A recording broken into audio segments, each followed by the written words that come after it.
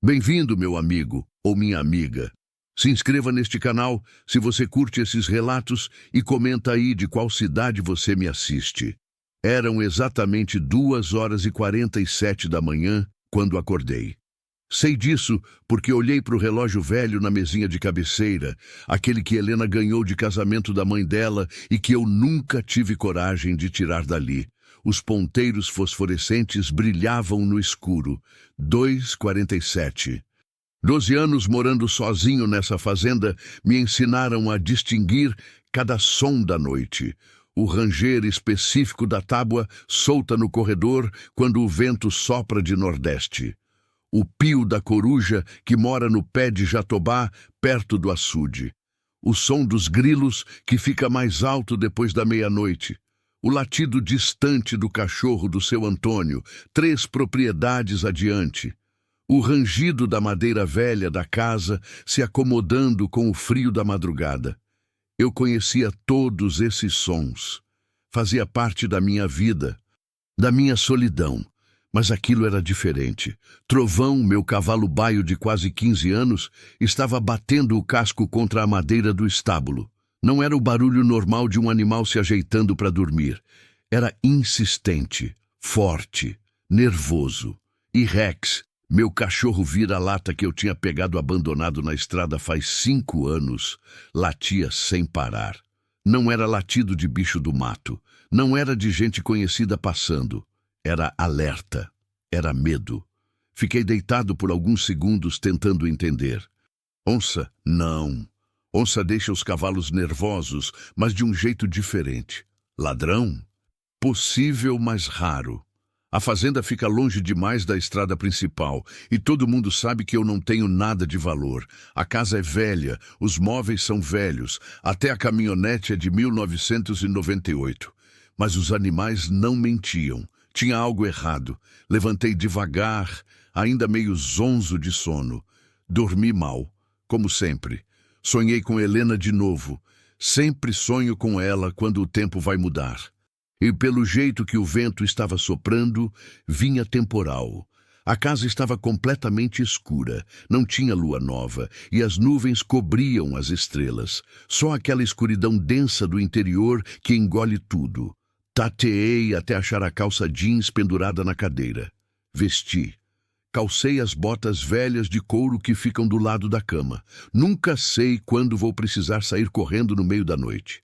Peguei a lanterna na gaveta. Ainda funcionava, graças a Deus. E peguei a espingarda velha calibre 12 que fica atrás da porta do quarto. Não gosto de andar armado. Passei 12 anos sem precisar apontar essa arma para nada além de cobra. Mas no interior, a gente nunca sabe. Quando abri a porta do quarto, o vento frio bateu no rosto. Tinha deixado a janela da sala entreaberta. Sempre deixo para arejar a casa que fica fechada o dia todo. O vento empurrava a cortina velha, fazendo aquele barulho de tecido batendo na parede, que sempre me lembra de quando Helena ainda morava aqui. Caminhei pelo corredor. A tábua solta rangeu sob meu peso. Passei pela sala, pela cozinha. Tudo quieto, tudo no lugar. A pia com a xícara de café que eu tinha tomado antes de dormir. O fogão a lenha apagado. A mesa com a toalha de plástico xadrez que eu uso desde sempre. Peguei o casaco de couro pendurado no prego perto da porta. Noite de inverno no interior de Goiás é traiçoeira. De dia faz 35 graus, de noite cai para 12, 15. Abri a porta devagar. O vento estava mais forte lá fora, batia nas árvores, fazia o catavento velho girar rangendo, levantava poeira da estrada de terra. O céu estava carregado de nuvens baixas e escuras, cheiro de chuva no ar, cheiro de terra seca esperando a primeira gota. Rex veio correndo assim que me viu, latindo, pulando, nervoso. Tentou me puxar pela barra da calça em direção ao estábulo. Calma, calma. Fiz carinho na cabeça dele, tentando acalmar. O que foi, Rex? O que você viu? Ele continuou latindo, olhando para a direção do estábulo. Acendi a lanterna. O feixe de luz cortou a escuridão, iluminando o terreiro, a cerca de madeira, o bebedouro dos cavalos, o estábulo de tábuas velhas que eu mesmo construí 20 anos atrás, quando ainda tinha sonhos e planos. Caminhei devagar, botas pisando na terra seca, vento assobiando nos ouvidos, Rex ao meu lado, ainda rosnando baixo. Quando cheguei perto do estábulo, ouvi mais claramente. Trovão batendo o casco, os outros 2 cavalos também agitados, relinchos baixos, nervosos. Apoiei a espingarda no ombro, segurei firme a lanterna. "Tem alguém aí?" gritei. "Eu tô armado, melhor sair de uma vez." Silêncio, só o vento, o ranger da madeira, o barulho dos cascos. Respirei fundo, puxei a tranca da porta, madeira velha raspando na madeira velha. Empurrei a porta devagar. O cheiro forte de cavalo, feno, couro e suor me bateu no rosto. Acendi a lanterna e foi aí que eu vi uma figura encolhida atrás dos fardos de feno. Uma mulher, descalça, os pés sujos de terra e sangue. A roupa, uma blusa branca que já foi branca, agora rasgada e manchada, grudada no corpo. Calça jeans suja, cabelo desgrenhado caindo no rosto. Ela tremia, o corpo inteiro sacudindo, os braços abraçados em volta dos joelhos, tentando se fazer menor, invisível. Quando a luz da lanterna bateu no rosto dela, ela levantou a mão protegendo os olhos, e então, num movimento que eu nunca vou esquecer, levou o dedo indicador aos lábios. "Shh, por favor." A voz saiu fraca, rouca, quebrada. "Não faz barulho." Fiquei parado ali, segurando a espingarda, a lanterna iluminando aquela cena surreal. Uma mulher, no meu estábulo, no meio da madrugada, com medo de barulho. "A senhora está machucada?" Consegui perguntar, mantendo a voz baixa. Ela não respondeu. Apenas continuou tremendo. Abaixei devagar a espingarda. Apoiei ela contra a parede. Dei um passo para frente, devagar, como se aproxima de um animal assustado. "Eu não vou fazer nada, pode ficar tranquila."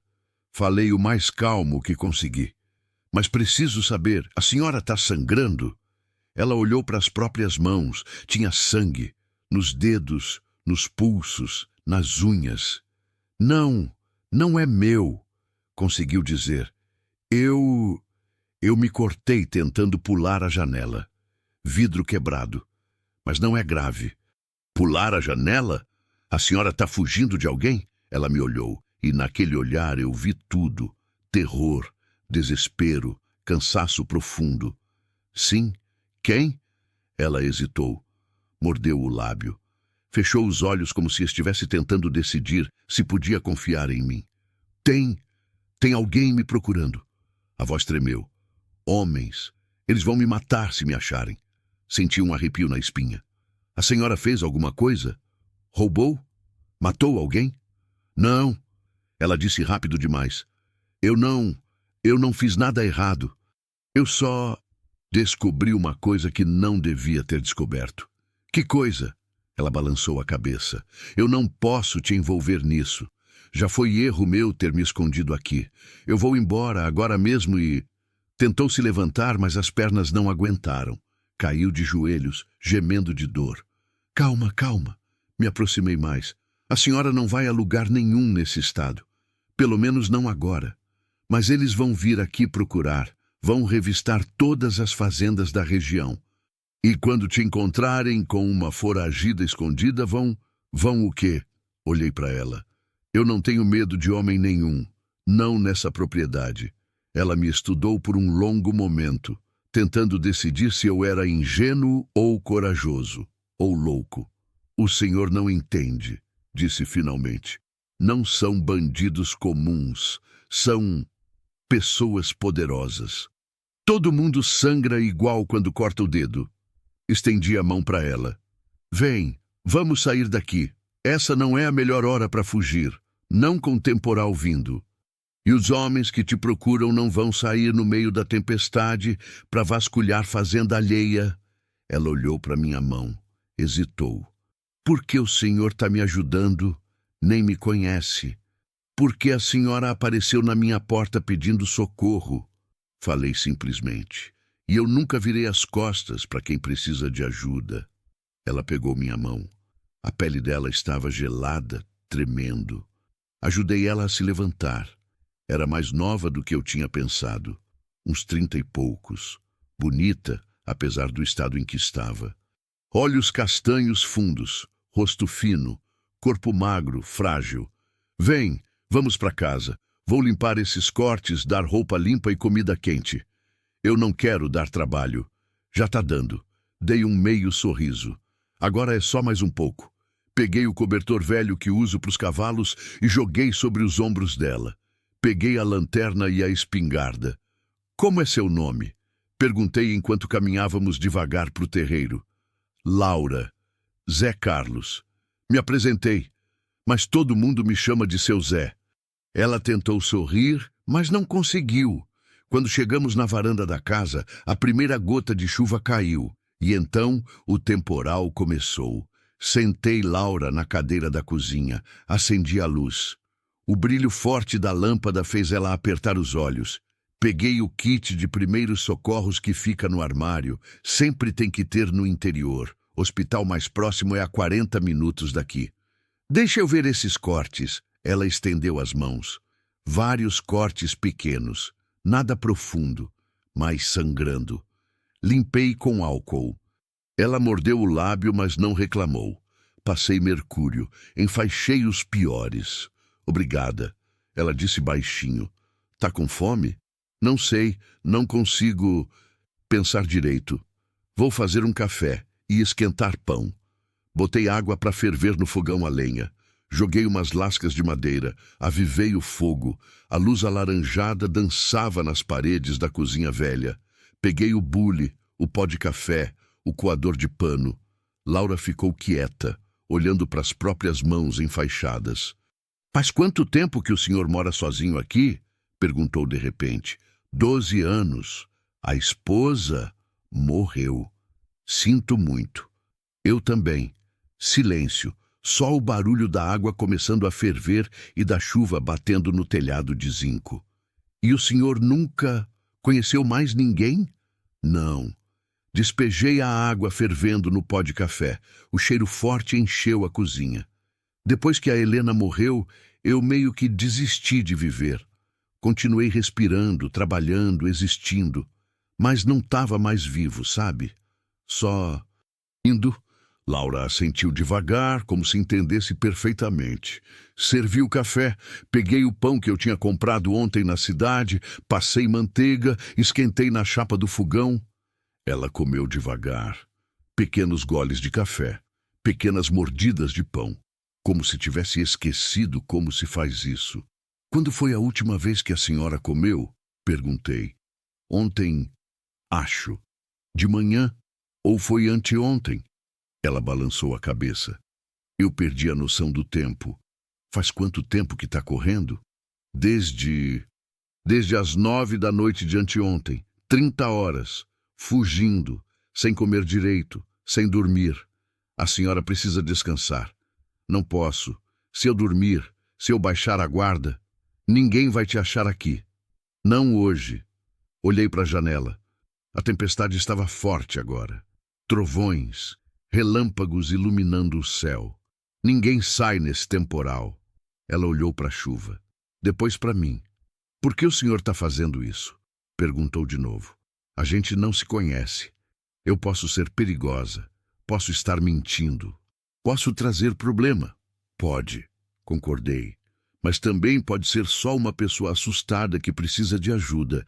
E se for, e eu virar as costas, aí eu não consigo mais me olhar no espelho. Os olhos dela encheram de lágrimas. Eu não sou uma pessoa, ela disse, a voz quebrando. Eu sei que parece que sim, que eu devo ter feito alguma coisa errada para estar nessa situação. Mas eu juro que eu só tentei fazer a coisa certa. Então, me conta. Sentei do outro lado da mesa. Me conta o que aconteceu. Ela respirou fundo, limpou as lágrimas, olhou para a xícara de café como se estivesse buscando coragem ali dentro, e então começou a falar. Eu trabalhava como secretária do Henrique Bastos. A primeira frase já me fez gelar. Todo mundo em Goiás, e nas cidades vizinhas conhecia Henrique Bastos. O homem era praticamente uma lenda, rico, poderoso, respeitado, dono de uma construtora enorme, de fazendas, de empresas. Tinha acabado de anunciar a candidatura a prefeito. Era o favorito absoluto. Ninguém ousava concorrer contra ele de verdade. E ele também era o patrono do hospital municipal, o hospital onde Helena morreu. Faz quanto tempo? Consegui perguntar. 6 anos. Comecei como assistente. Organizava a agenda, atendia telefone, marcava reuniões. Ela tomou outro gole de café. Mas com o tempo ele foi confiando mais em mim. Me deu acesso aos arquivos, às contas, aos contratos.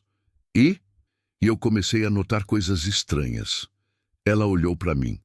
Notas fiscais que não batiam. Empresas que recebiam pagamentos, mas não existiam de verdade. Contratos com valores absurdamente altos para o tipo de serviço. Superfaturamento. Isso e muito mais. Ela respirou fundo. No começo eu achei que era só erro contábil, que eu estava interpretando errado, mas aí eu comecei a investigar por conta própria. E descobri... A voz dela falhou. Descobri o quê? Que ele desvia dinheiro público há anos, milhões e milhões. Da saúde, da educação, da infraestrutura, ele superfatura contratos da prefeitura. Mesmo não sendo prefeito ainda, ele tem amigos em todos os cargos. Cria empresas fantasmas, lava o dinheiro, transfere para paraísos fiscais. Senti a raiva começando a subir. Quanto? Só nos últimos 5 anos. Ela fechou os olhos. Mais de 15 milhões de reais. 15 milhões! Enquanto o hospital não tinha equipamento, enquanto as pessoas morriam. A senhora tem prova disso? Ela assentiu. Copiei tudo. Contratos, notas, extratos bancários, tudo num pendrive, está escondido com uma amiga em Goiânia. Por que não denunciou? E foi aí que ela baixou a cabeça. Foi aí que a vergonha tomou conta do rosto dela. Porque... A voz saiu quase inaudível. Porque eu sou idiota. Como assim? Porque eu me envolvi com ele. Silêncio. A chuva batendo no telhado. O vento sacudindo as janelas. Começou faz 1 ano e meio. Ela continuou, sem me olhar. Ele era gentil comigo. Atencioso. Fazia elogios. Me levava para jantares caros. Dizia que eu era especial. Que ele nunca tinha conhecido alguém como eu. Fechou os olhos. Eu acreditei. Deus, eu fui tão estúpida. Eu acreditei em cada palavra. Ele dizia que o casamento dele era só aparência, que não amava a esposa, que assim que a filha completasse 18 anos, ele ia pedir divórcio, que a gente ia ficar junto de verdade. As lágrimas começaram a cair de novo. Faz 3 meses que eu descobri que tô grávida. Senti como se tivessem socado meu estômago. Quando eu contei para ele, ele ficou em choque. Mas depois ele me abraçou, disse que era a melhor notícia da vida dele, que agora sim ele ia separar, que ia assumir tudo, a criança, eu, tudo. Ela limpou as lágrimas com as costas da mão. Eu acreditei de novo, fui idiota de novo, mas aí... Eu não conseguia mais ignorar os desvios. Não conseguia mais fingir que não via. E eu pensei, se eu vou ter um filho, eu preciso ser exemplo. Preciso fazer a coisa certa. E você falou com ele sobre denunciar. Falei, 2 semanas atrás. Disse que não podia mais ficar calada. Que as pessoas estavam morrendo no hospital por falta de equipamento. Que crianças estavam ficando sem escola porque o dinheiro sumia, que eu não conseguia mais viver com aquilo na consciência. E o que ele disse? Ela abriu a blusa. No pescoço, marcas roxas, dedos, mãos que apertaram com força. Ele me agarrou, me jogou contra a parede do escritório. Me apertou o pescoço até eu quase desmaiar e disse olhando nos meus olhos: se você abrir a boca, eu acabo com você. Vou dizer que você roubou, que você é louca, que inventou essa gravidez para me extorquir. E ninguém vai acreditar numa secretariazinha sem nome contra o Henrique Bastos. Ela soluçou. E então ele soltou meu pescoço, alisou o terno e disse: você tem até amanhã para decidir. Ou fica quieta e eu cuido de você e da criança, ou abre a boca e eu destruo você. Fechei os olhos tentando controlar a raiva. E o que você decidiu? Decidi ir embora, pegar as provas, ir para longe, denunciar de outro lugar. Mas a voz dela quebrou. Mas ele descobriu, não sei como, colocou 2 homens me vigiando. Quando eu tentei sair com o pendrive, anteontem à noite eles me viram. E você fugiu. Pulei pela janela do escritório, caí no jardim, torci o tornozelo, me cortei no vidro. Mas corri sem parar. Peguei carona com um caminhoneiro até a entrada da cidade. Depois fugi pelo mato. Andei a noite toda, vi a luz da sua fazenda de longe e me escondi no estábulo. Ela me olhou. Eu sei que não tenho direito de pedir nada. Sei que vou te trazer problema. Mas, por favor, só me deixa ficar até amanhecer. Só até eu conseguir pensar em alguma coisa. Eu prometo que depois eu vou embora e nunca mais. Você não vai embora. Ela piscou confusa. O quê? Você vai ficar aqui. O tempo que precisar. Mas o senhor não entende. Eles vão vir atrás. O Henrique tem poder, tem dinheiro, tem a cidade inteira do lado dele. Ele vai descobrir que eu tô aqui e vai ter que passar por cima de mim primeiro. Levantei. Peguei o casaco. Para onde o senhor vai? Trancar tudo. Fechar os portões. Se alguém vier, vai ter que arrombar. Olhei para ela. E aí eu vou estar esperando. O senhor tá louco. Isso pode te matar. Já tô morto faz 12 anos. Falei, indo em direção à porta. Talvez seja hora de voltar a viver. E saí na chuva. Passei a noite toda acordado. Tranquei todos os portões. Verifiquei as cercas. Coloquei Rex para vigiar a entrada principal. Deixei trovão solto no pasto. Cavalo nervoso é melhor alarme que qualquer sistema eletrônico. Quando voltei para casa, encharcado da chuva, Laura ainda estava sentada na cozinha.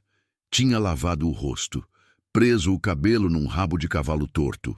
Ainda tremia, mas menos. O senhor devia dormir, ela disse quando me viu. Não vou conseguir, nem eu. Sentei na cadeira de frente para ela. A chuva continuava forte lá fora. Trovões sacudiam a casa. A luz da cozinha piscava de vez em quando. Seu Zé, ela começou. O senhor disse que sua esposa morreu no hospital municipal. Disse. Posso perguntar. O que aconteceu? Respirei fundo. Fazia tempo que ninguém me perguntava sobre Helena.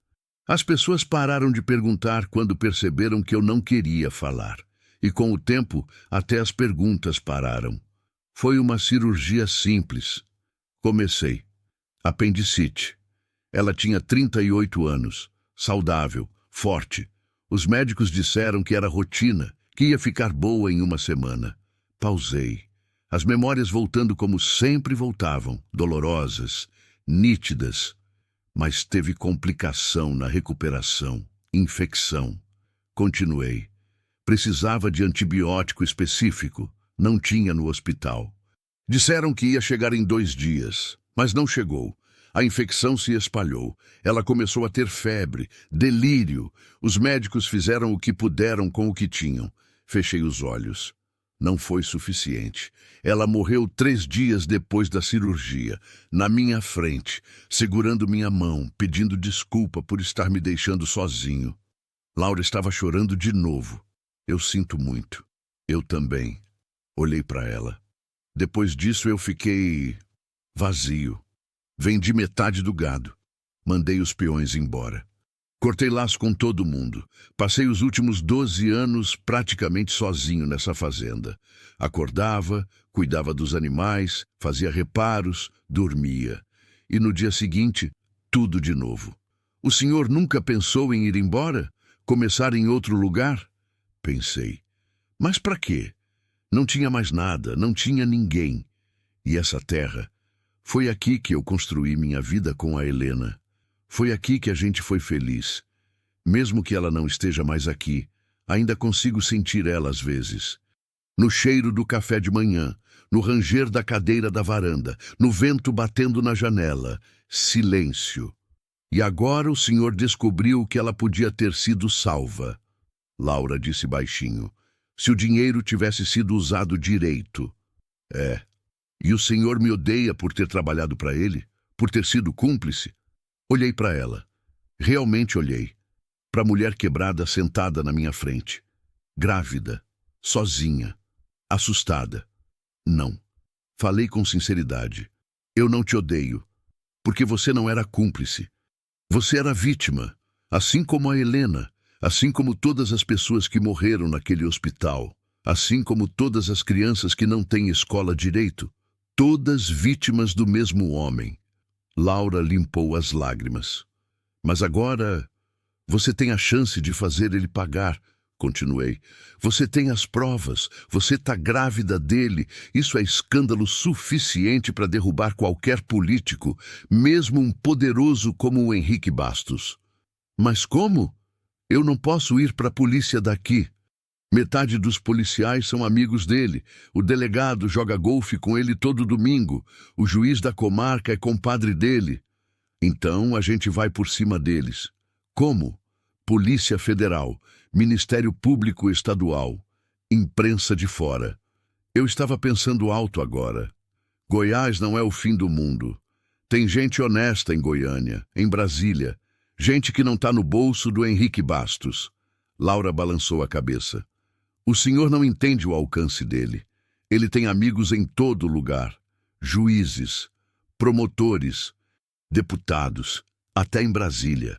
Ninguém tem amigos em todo lugar, insisti. Sempre tem alguém que ele pisou, alguém que ele roubou, alguém que está esperando a chance de derrubar ele. Ela ficou quieta, pensando. Mesmo que a gente consiga, isso vai levar tempo. Investigação, processo, e enquanto isso, ele vai vir atrás de mim. Então você fica aqui, escondida, até a gente ter tudo organizado. O senhor está falando de semanas, talvez meses. E daí? E o senhor vai arriscar a vida dele por alguém que conheceu hoje? Não. Olhei nos olhos dela. Vou arriscar minha vida por fazer a coisa certa. Tem diferença. Laura me estudou por um longo momento. Por que o senhor é assim? Assim como? Bom, num mundo onde todo mundo pensa em si mesmo primeiro. Dei uma risada sem humor. Eu não sou bom. Sou só teimoso. E cansado de ficar parado enquanto gente como o Henrique Bastos faz o que quer. A luz piscou de novo. Dessa vez apagou completamente. A cozinha ficou no escuro, só o clarão dos relâmpagos iluminando tudo em flashes. Acabou a luz, Laura disse, a voz tensa. Sempre acaba quando tem tempestade. Levantei. Tenho velas e lampião. Espera aí. Fui tateando até o armário. Peguei as velas velhas que eu guardava. Lampião, a querosene, fósforo. Acendi. A luz fraca e amarelada encheu a cozinha.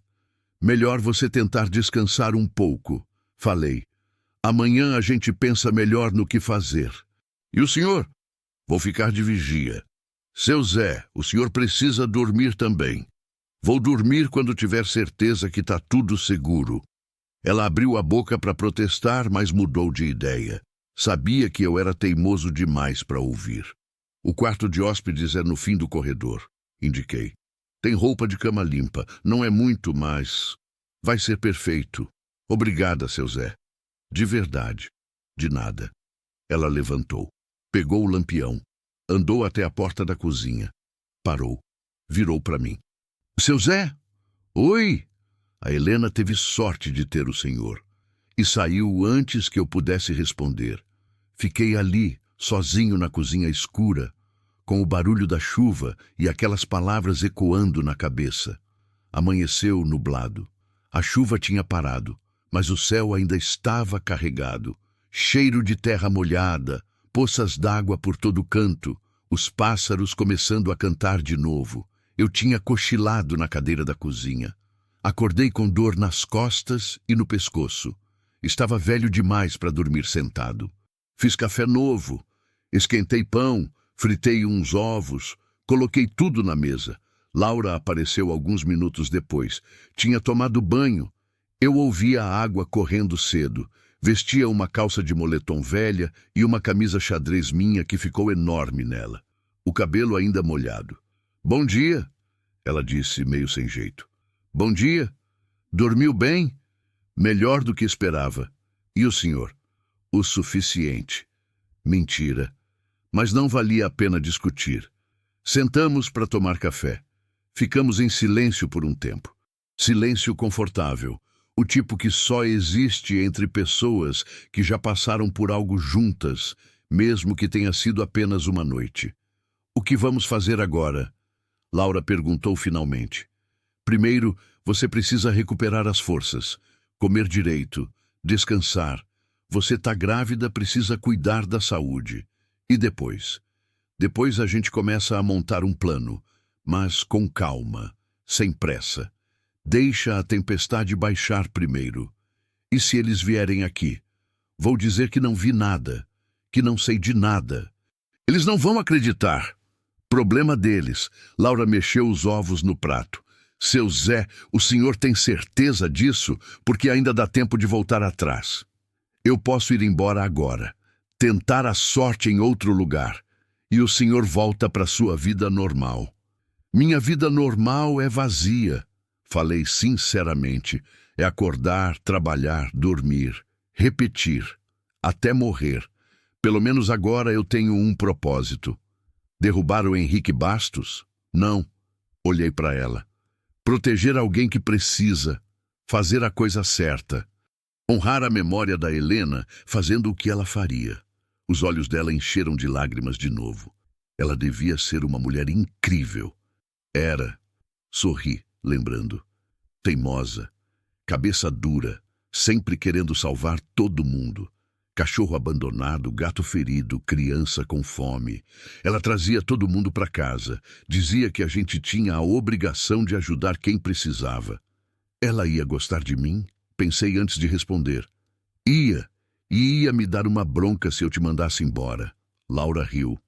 Foi um riso pequeno, mas genuíno. E naquele momento, comendo café da manhã com uma desconhecida na minha cozinha velha, eu me senti mais vivo do que tinha me sentido em 12 anos. Os primeiros dias foram estranhos. Laura ficava na casa durante o dia. Ajudava a limpar, cozinhar, organizar. Não porque eu pedia, mas porque ela precisava fazer alguma coisa. Ficar parada deixava ela nervosa. Eu saía para trabalhar na fazenda, consertar cercas, cuidar dos cavalos, verificar o gado que ainda tinha. Mas sempre voltava para casa a cada 2 horas, só para ter certeza que estava tudo bem. Rex tinha se apegado a Laura. Seguia ela por toda a casa. Dormia na porta do quarto dela. Rosnar baixo sempre que ouvia qualquer barulho estranho. Acho que eu ganhei um guarda-costas. Laura brincou num desses dias, fazendo carinho na cabeça do cachorro. Ele é bom nisso. Salvou minha vida uma vez. Matou uma cobra que ia me morder enquanto eu dormia na varanda. Sério? Sério. Desde aquele dia dou a ele a melhor comida, o melhor lugar para dormir. O que ele quiser, Laura sorriu. O senhor é um bom homem, seu Zé. Sou só um homem, não melhor nem pior que os outros. Discordo. A maioria teria me entregado, ou pelo menos me mandado embora. Não respondi, porque talvez ela tivesse razão, e isso me deixava triste. Triste por viver num mundo onde fazer a coisa certa era exceção, não regra. Na quinta-feira, recebi a primeira visita. Estava consertando a cerca do pasto quando vi a caminhonete subindo a estrada de terra. Reconheci de longe. Era do delegado Machado. Senti o coração acelerar. Laura! Gritei em direção à casa. Polícia! Se esconde! Vi ela aparecer na janela, o rosto pálido, depois desaparecer. Respirei fundo. Limpei as mãos na calça. Esperei. A caminhonete parou no terreiro. O delegado Machado desceu. Homem grande, barrigudo, bigode grosso, uniforme amassado. Expressão de quem não gosta de estar ali.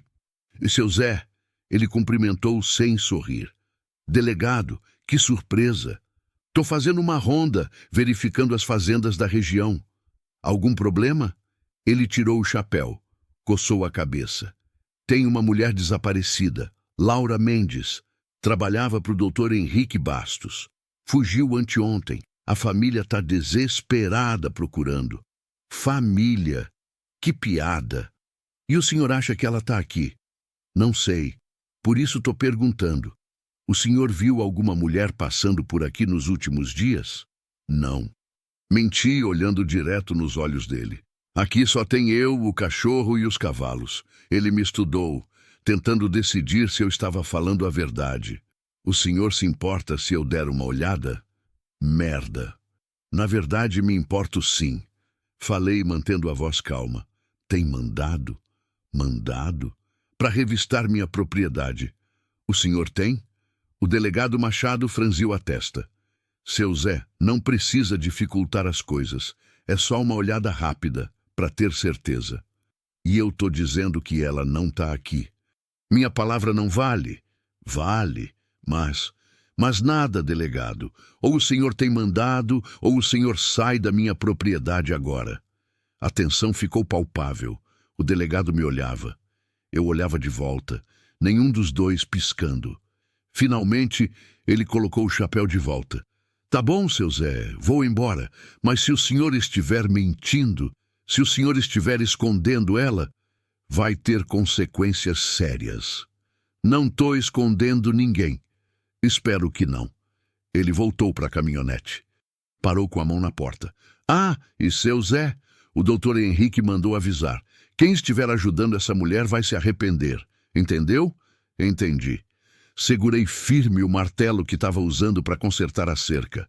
Agora sai da minha propriedade antes que eu te faça sair. O delegado Machado me olhou por mais um segundo. Depois entrou na caminhonete e foi embora. Esperei até a poeira baixar. Até o barulho do motor desaparecer. Só então respirei. Laura saiu de dentro da casa tremendo. Ele sabe, ela disse. Ele sabe que eu estou aqui.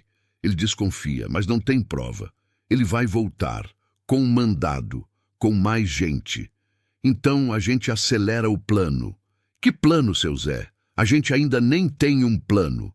Então é melhor começar a ter. Naquela noite, sentamos para conversar sério. Laura tinha trazido o pendrive de Goiânia. A amiga dela tinha mandado pelos correios, disfarçado num envelope comum.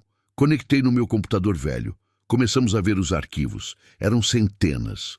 Contratos, notas fiscais, transferências bancárias, planilhas, e-mails comprometedores. Isso aqui é ouro. Falei passando pelos documentos. Tem prova de tudo. Superfaturamento, empresas fantasmas, lavagem de dinheiro. Eu sei, mas como a gente usa isso sem ser presa antes? A gente manda para quem pode fazer alguma coisa. Quem? Pensei. Precisava ser alguém de fora. Alguém que o Henrique não controlasse. Tem um promotor em Goiânia. Lembrei. Conhecido por ir atrás de político corrupto, Dr. Roberto Andrade. Ele já derrubou 2 prefeitos e um deputado. Não tem medo de gente poderosa. E se ele for amigo do Henrique? A gente arrisca, porque não tem outra opção. Laura mordeu o lábio. E a imprensa? Também. A gente manda para os jornais de Goiânia, para a TV, para os portais. Quanto mais gente souber, mais difícil fica de abafar. Ela assentiu, decidida. Então vamos fazer isso. Passamos a noite copiando tudo, organizando os documentos, escrevendo uma carta explicando tudo, com nomes, datas, valores. Quando terminamos, o sol já estava nascendo. Pronto, falei, fechando o último envelope. Agora a gente só precisa encontrar um jeito de mandar isso sem ser rastreado. Como? Vou pedir para o Toninho. Ele trabalha nos Correios em Anápolis, é confiável e não pergunta muito. Laura olhou para os envelopes na mesa. Quando isso chegar nas mãos certas, não tem volta. O Henrique vai saber que fui eu. Vai vir com tudo. Eu sei. O senhor ainda tem tempo de desistir. Não tenho. Olhei para ela. Porque se eu desistir agora, vou ter que viver sabendo que eu tive a chance de fazer a coisa certa e escolhi não fazer. E eu não consigo viver assim. Ela segurou minha mão por cima da mesa. Obrigada, seu Zé, por tudo, por acreditar em mim, por me proteger, por ser a única pessoa decente que eu conheci em muito tempo. Você também é decente, Laura. Não esquece disso. Você está fazendo a coisa certa, mesmo com medo, mesmo com risco. Isso é coragem. Não parece coragem, parece terror. Coragem não é não ter medo, é ter medo e fazer assim mesmo. Ela sorriu, um sorriso cansado, mas real. A Helena ensinou isso para o senhor? Ensinou, entre outras coisas. No dia seguinte, fui até Anápolis. Deixei Laura escondida na casa. Tranquei tudo. Deixei Rex de guarda. Levei os envelopes. A cidade estava agitada. Placas de campanha por todo lado. Henrique prefeito. A cara dele sorrindo, prometendo um futuro melhor. Senti náusea. Encontrei o Toninho no bar onde ele sempre almoçava. Seu Zé, ele cumprimentou surpreso. Que milagre é esse? O senhor nunca vem até a cidade. Preciso de um favor, Toninho. Pode falar. Mostrei os envelopes. Preciso que você mande isso, sem nome de remetente, e que não conte para ninguém, nunca. Toninho olhou para os envelopes. Depois para mim. É coisa séria? Muito séria. Tem a ver com o Henrique Bastos? Tem. Ele ficou quieto por um momento. Depois pegou os envelopes. A mãe do meu filho morreu no hospital municipal, ele disse baixinho. Câncer, faltava quimioterapia. Disseram que o SUS não tinha aprovado ainda. Ela morreu esperando. Olhou para mim. Se isso aqui pode ferrar com quem deixou isso acontecer, eu mando sim, e não vou contar para ninguém, nem sob tortura. Obrigado, Toninho. Não, obrigado a você, seu Zé, por ter coragem de fazer alguma coisa. Levou 3 dias, 3 dias de espera, de tensão, de olhar pela janela esperando ver caminhonetes subindo a estrada, mas não veio ninguém. E então, na manhã de quarta-feira, tudo explodiu. A primeira ligação veio às 7 da manhã. Eu estava tirando leite da vaca quando ouvi o telefone tocar lá dentro da casa. Toque insistente, irritante. Larguei o balde e corri. Alô? Seu Zé? Era o Toninho. A voz dele tremendo de excitação. Liga a rádio. Liga agora. O quê? Só liga. Ele desligou. Olhei para Laura, que tinha descido para a cozinha com cara de sono. O que foi? Ela perguntou. Não sei. O Toninho mandou ligar a rádio. Fui até o rádio velho que ficava em cima da geladeira. Liguei. Sintonizei na Rádio Jovem Pan de Goiânia. Estática. Depois a voz do locutor. E continuamos com mais informações sobre o escândalo que abalou Goiás nas últimas horas. Documentos enviados anonimamente para diversos veículos de imprensa revelam um esquema de corrupção milionário envolvendo o empresário e pré-candidato a prefeito Henrique Bastos. Segundo os documentos, Bastos teria desviado mais de 15 milhões de reais de verbas públicas nos últimos 5 anos, através de contratos superfaturados e empresas fantasmas. Laura levou a mão à boca. O Ministério Público Estadual já confirmou que abriu investigação. A Polícia Federal está sendo acionada. Henrique Bastos ainda não se pronunciou, mas fontes próximas dizem que ele nega todas as acusações e alega perseguição política. Meu Deus, Laura sussurrou. Deu certo, realmente deu certo. Ainda não, falei desligando o rádio. Isso é só o começo. Agora vem a parte difícil. Que parte? A parte onde ele tenta se salvar. E para se salvar, ele precisa te destruir. Como se o universo estivesse me ouvindo, meu celular tocou. Número desconhecido. Atendi, desconfiado. Alô? Zé Carlos? Voz de homem, educada, calma demais. Aqui é Dr. Henrique Bastos. Senti o sangue gelar. Laura me olhou, os olhos arregalados. Eu coloquei no viva voz. O que o senhor quer? Direto ao ponto. Gosto disso. Henrique respirou fundo do outro lado. Olha, Zé Carlos, eu sei que a Laura está na sua casa. Não respondi. E eu sei que você é um homem honrado, continuou. Um homem que perdeu a esposa de forma trágica e está tentando fazer o que acha certo. Eu respeito isso. De verdade. Vá direto ao ponto. O ponto é simples. Você está sendo usado. A Laura é uma mulher perturbada, desequilibrada. Ela está obcecada por mim desde que começamos a trabalhar juntos. Quando eu recusei os avanços dela, ela começou a criar essa fantasia de que tivemos um caso, de que ela está grávida de mim. Mentira, Laura disse, a voz tremendo. Ah, ela está aí. Henrique riu. Olá, Laura, quanto tempo? Você é um mentiroso. Você sabe que essa criança é sua. Criança? A voz dele ficou fria. Você nem está grávida de verdade, Laura. É tudo na sua cabeça, assim como foi na sua cabeça que a gente teve um relacionamento. Eu tenho o exame de gravidez. Tenho o DNA. Você falsificou. Como falsificou todos aqueles documentos que enviou para a imprensa. Henrique suspirou. Sabe, Laura, eu tentei te ajudar. Ofereci tratamento psicológico. Ofereci afastamento remunerado. Mas você recusou. E agora está destruindo minha reputação, minha família, minha carreira. Você tentou me matar. Isso é ridículo. Eu nunca encostei um dedo em você. Eu tenho as marcas no pescoço. Marcas que você mesma fez para construir essa narrativa. Henrique pausou. Olha, eu entendo. Você precisa de ajuda. E eu ainda estou disposto a oferecer. Pague o tratamento. Cuide de você. Longe de tudo isso. Calhe a boca, falei. Ninguém aqui acredita em uma palavra sua. Ah, Zé Carlos. A voz dele ficou ainda mais fria.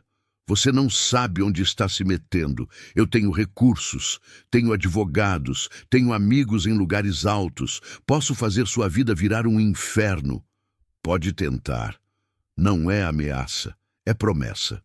Henrique falou devagar, cada palavra pesando. Você vai perder essa fazenda, vai perder sua reputação, vai perder tudo. A não ser o quê? A não ser que você seja inteligente. Mande a Laura embora. Diga que você foi enganado, que ela te manipulou. E eu garanto que você não vai sofrer consequências. Não. Pense bem, Zé Carlos. Vale a pena perder tudo por uma mulher que você conheceu há uma semana? Olhei para Laura. Ela estava com lágrimas escorrendo pelo rosto, mas o queixo erguido, firme. Vale, falei. Porque ao contrário de você, eu ainda consigo me olhar no espelho de manhã. E desliguei. Silêncio. Laura desabou na cadeira, soluçando. Ele vai destruir a gente. Ele tem poder para isso. Talvez. Sentei ao lado dela. Mas pelo menos a gente vai cair fazendo a coisa certa. A notícia se espalhou pela cidade como fogo em mato seco. Antes do meio-dia, meu celular não parava de tocar. Números que eu não reconhecia. Jornalistas querendo entrevista. Gente querendo saber se era verdade que eu estava escondendo a amante louca do Henrique Bastos.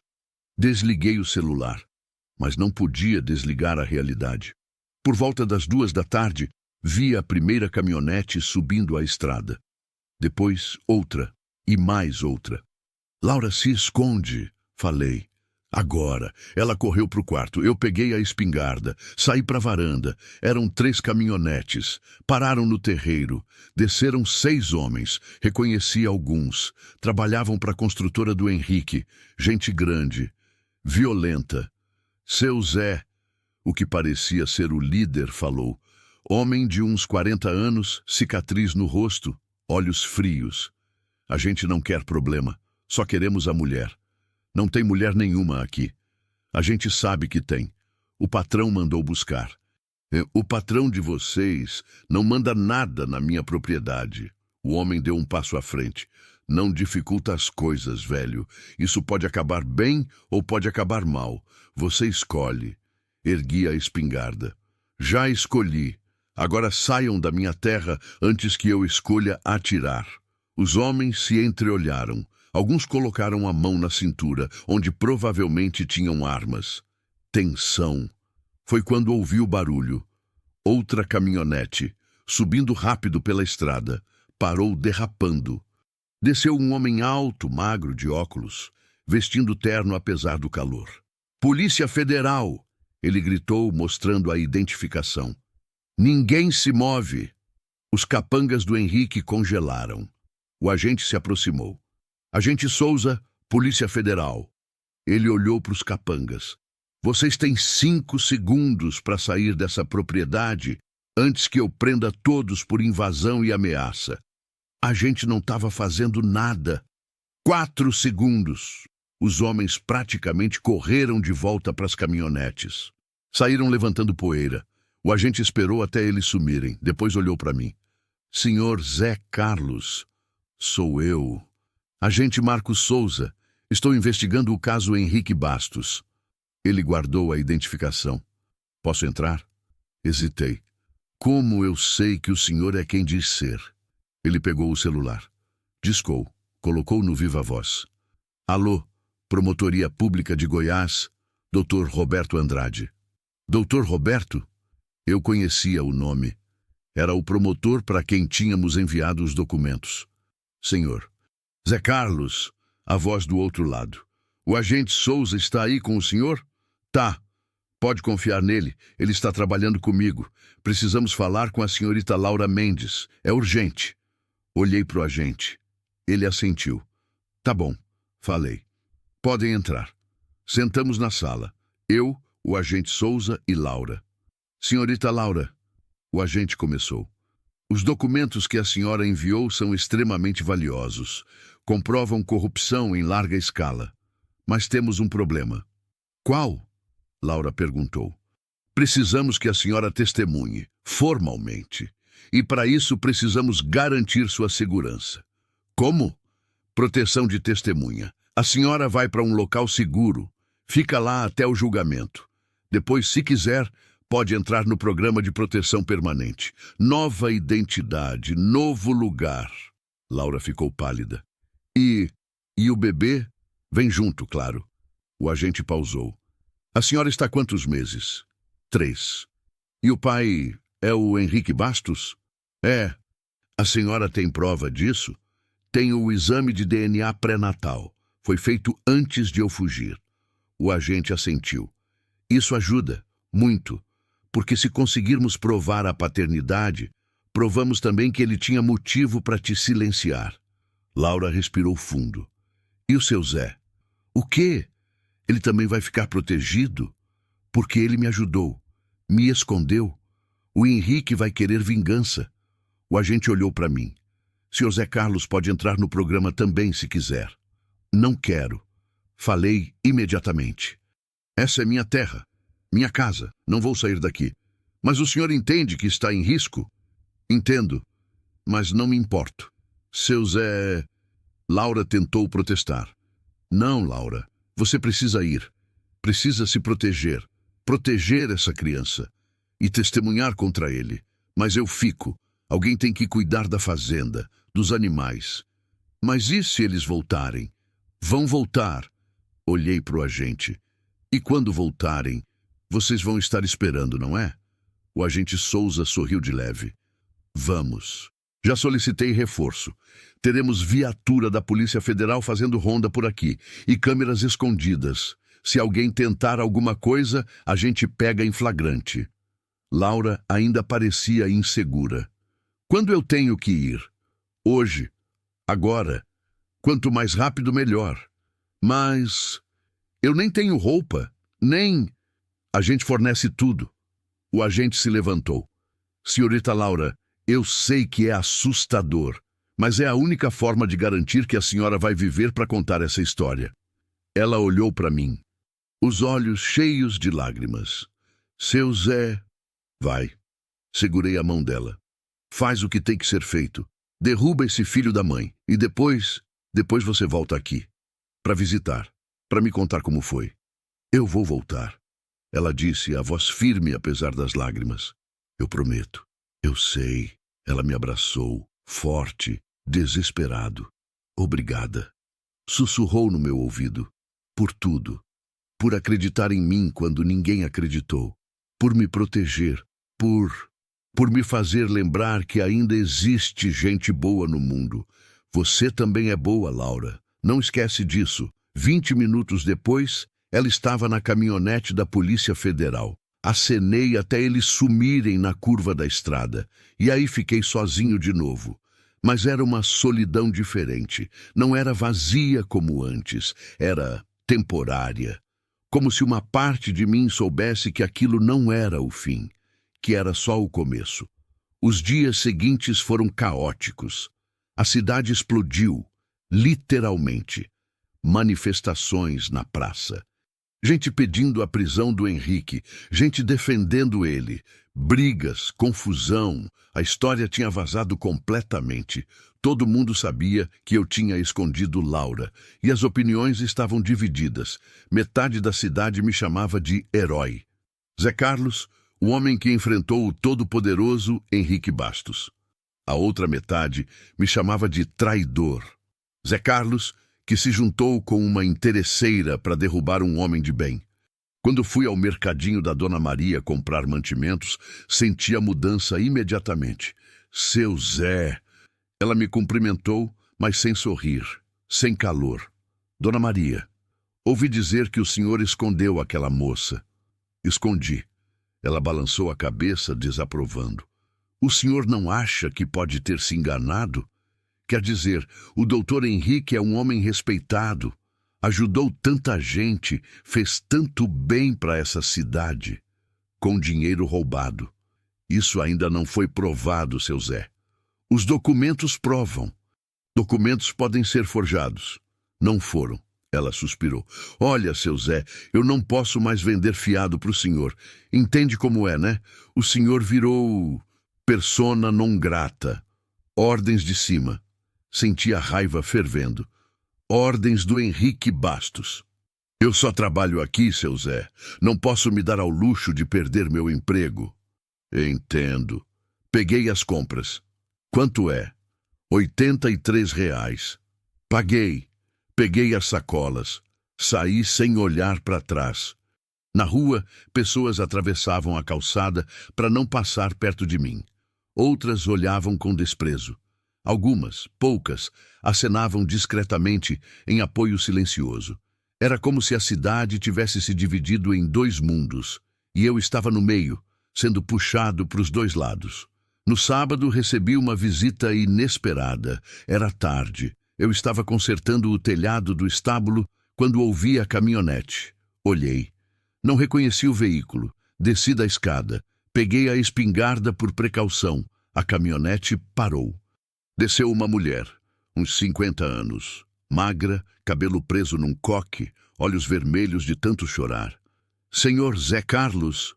Ela perguntou, a voz trêmula. Sim, quem é a senhora? Maria Aparecida. Ela se aproximou devagar. Meu marido morreu no hospital municipal faz 3 anos. Câncer. Faltava quimioterapia. Senti o peito apertar. Sinto muito. Eu vim agradecer. As lágrimas começaram a cair. Por ter protegido a Laura. Por ter tido coragem de enfrentar aquele monstro. A senhora não precisa agradecer. Preciso sim. Ela enxugou as lágrimas. Porque eu não tive. Quando meu marido morreu, todo mundo dizia que era assim mesmo. Que o SUS era ruim. Que não tinha o que fazer. E eu aceitei. Aceitei a dor. Aceitei a injustiça, porque eu não sabia que tinha alguém roubando. Ela olhou para mim, mas o senhor não aceitou, o senhor lutou. E por causa disso, talvez outras pessoas não percam quem amam como eu perdi. Não sabia o que dizer. Eu trouxe isso aqui. Ela estendeu uma sacola. Não é muito, mas ouvi dizer que o senhor está tendo dificuldade de comprar na cidade. Então, é comida. Eu mesma fiz. Pão. Bolo, linguiça curada. A senhora não precisava... Precisava, sim. Ela colocou a sacola na minha mão. Porque o senhor fez o que era certo. E eu quero que o senhor saiba que tem gente que reconhece isso, que apoia, mesmo que não possa falar alto. Ela voltou para a caminhonete. Antes de entrar, virou para mim. Não desiste, viu, seu Zé? Não deixa ele ganhar. Não vou. E ela foi embora. Fiquei ali, segurando a sacola com um nó na garganta. Na terça-feira, a cidade recebeu a notícia. Henrique Bastos tinha sido indiciado formalmente. Corrupção, peculato, lavagem de dinheiro, formação de organização criminosa. E tinha mais. Laura tinha dado seu depoimento, com detalhes, com provas, com o exame de DNA que comprovava a gravidez. A defesa do Henrique entrou em colapso. Ele tentou alegar perseguição política, tentou dizer que era tudo armação, mas os documentos eram sólidos demais, as provas concretas demais. Até seus aliados começaram a se afastar. O candidato a vice da chapa dele renunciou. Empresários que apoiavam sua campanha retiraram o apoio. O próprio partido pediu sua desfiliação. Em uma semana, o homem mais poderoso da região tinha se tornado um pária. E ele sabia exatamente quem culpar. Foi numa terça-feira, quase 2 da manhã, que aconteceu. Eu tinha acabado de dormir quando Rex começou a latir. Um latido diferente, desesperado. Acordei num pulo, corri para a janela e vi fogo. O celeiro estava em chamas. Não! Gritei, já correndo escada abaixo. Peguei a espingarda, abri a porta. O calor me bateu no rosto como uma parede. As chamas já estavam altas, lambendo o céu noturno, iluminando tudo com uma luz alaranjada e dançante. Os cavalos estavam no estábulo ao lado do celeiro. Corri.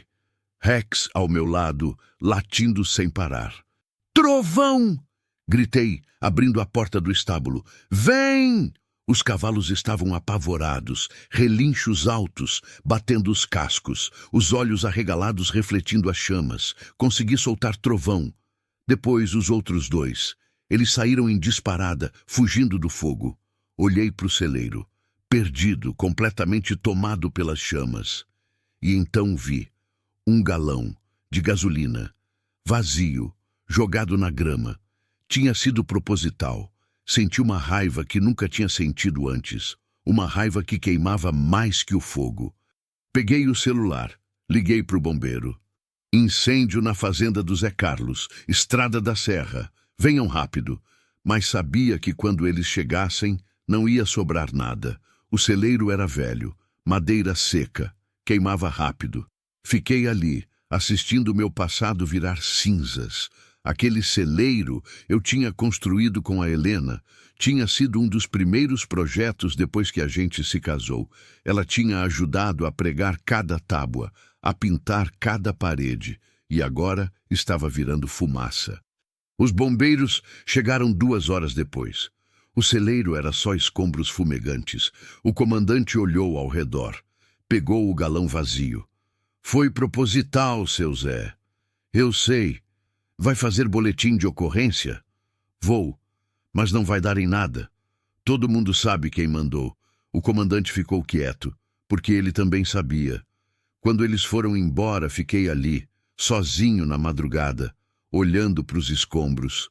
Rex veio e encostou a cabeça na minha perna. A gente tá sozinho de novo, garoto. Fiz carinho nele. Só eu e você contra o mundo.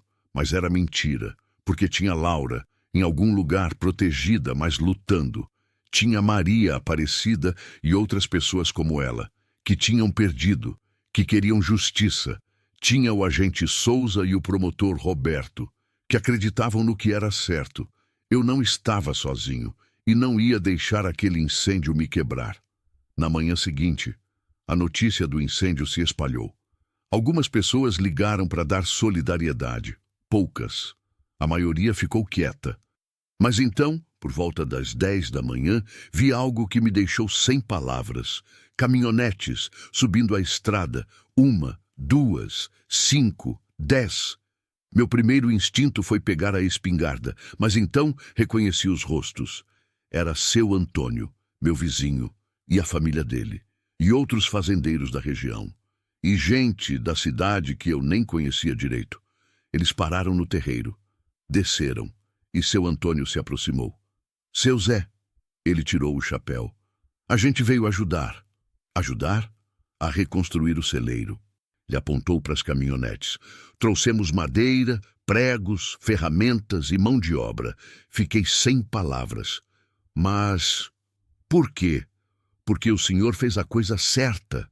Maria Aparecida estava ali também. E a gente não vai deixar que tentem te quebrar por isso. Outros assentiram. A gente sabe que o Henrique mandou queimar, um fazendeiro falou. E a gente está farto de ter medo, farto de ficar quieto. É hora de mostrar que a gente apoia quem tem coragem, outro disse. Então, sem mais palavras, começaram a trabalhar.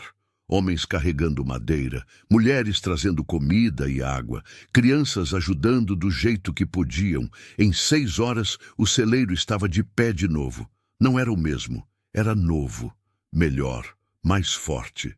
E quando o sol se pôs, tinha um churrasco no terreiro. Gente rindo, conversando, celebrando. Seu Antônio se aproximou de mim, com 2 cervejas na mão. Ofereceu uma.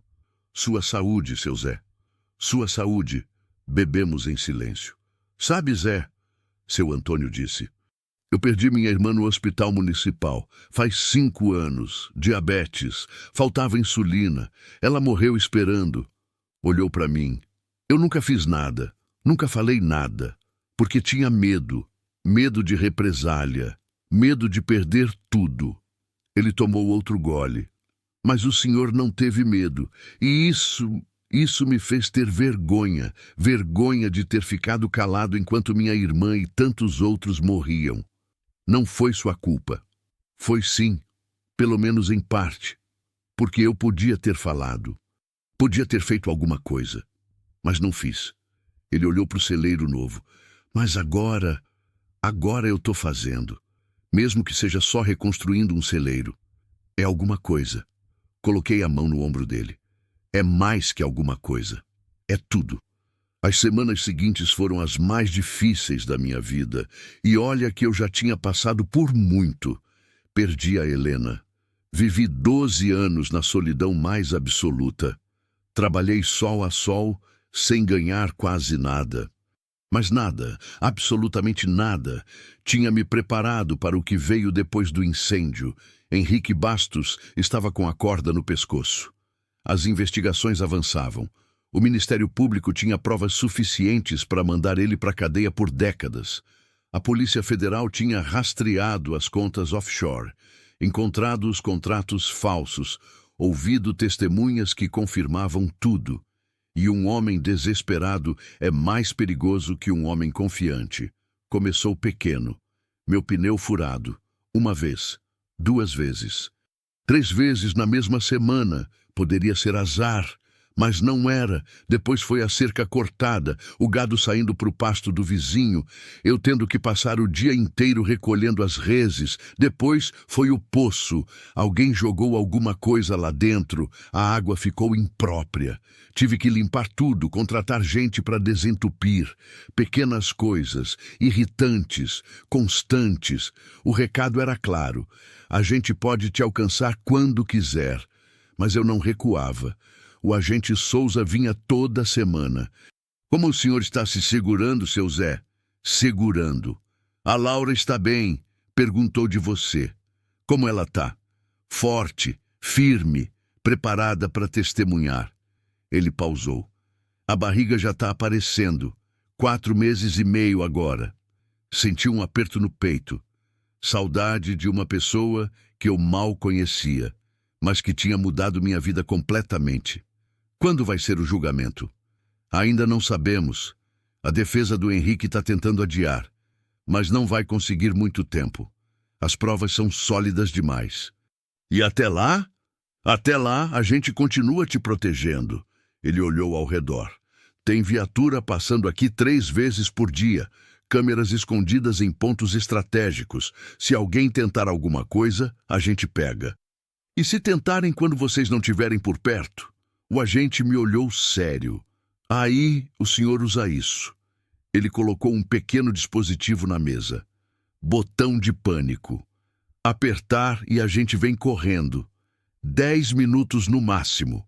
10 minutos é muito tempo quando alguém está tentando te matar. Eu sei, por isso... Ele hesitou. Por isso eu recomendo fortemente que o senhor aceite proteção integral. A gente te leva para um local seguro até o julgamento acabar. Não. Seu Zé, não. Repeti, mais firme. Essa é minha casa, minha terra. Se eu sair daqui, eles ganham. E eu não vou deixar eles ganharem. O agente suspirou. O senhor é teimoso. Sou. E velho demais para mudar. Ele sorriu de leve. Tá bom, mas pelo menos mantenha esse botão sempre com você. E não hesite em usar. Pode deixar. Foi numa quinta-feira que as coisas escalaram de vez. Eu estava no pasto verificando o gado quando vi a caminhonete. Não era da Polícia Federal. Não era de ninguém conhecido. Era preta, vidros escuros, placa de outro estado. Parou na estrada em frente à porteira. Não entrou, só ficou lá. Motor ligado, esperando. Peguei o celular. Liguei pro agente Souza. Tem uma caminhonete suspeita aqui na frente. Descrição? Preta, vidros escuros, placa do Mato Grosso. 3 pessoas dentro, me parece. A viatura mais próxima está a 15 minutos. O senhor consegue ficar escondido até lá? Olhei ao redor. Estava no meio do pasto, longe da casa, longe de qualquer cobertura. Vou tentar. E seu Zé, se eles entrarem, use o botão de pânico e se esconda. Não tente enfrentá-los. Desliguei. A caminhonete continuava parada. Os ocupantes observando. Eu observando de volta. Passou 1 minuto, 2, 5. E então eles foram embora. Só isso. Foram embora. Mas a mensagem tinha sido passada. A gente sabe onde você está. A gente pode chegar até você. Naquela noite, não consegui dormir. Ficava olhando pela janela, esperando ver faróis subindo a estrada, ouvindo cada barulho da noite com o coração acelerado. Rex também estava inquieto, andava pela casa rosnando baixo, farejando as portas e janelas. Eu sei, garoto. Fiz carinho nele. Eu também tô com um mau pressentimento. Às 3 da manhã desisti de tentar dormir. Fiz café. Sentei na varanda com a espingarda no colo, e foi aí que o celular tocou. Número privado. Atendi, já sabendo que não ia ser boa notícia. Alô? Silêncio do outro lado. Só respiração. Quem é? Mais silêncio.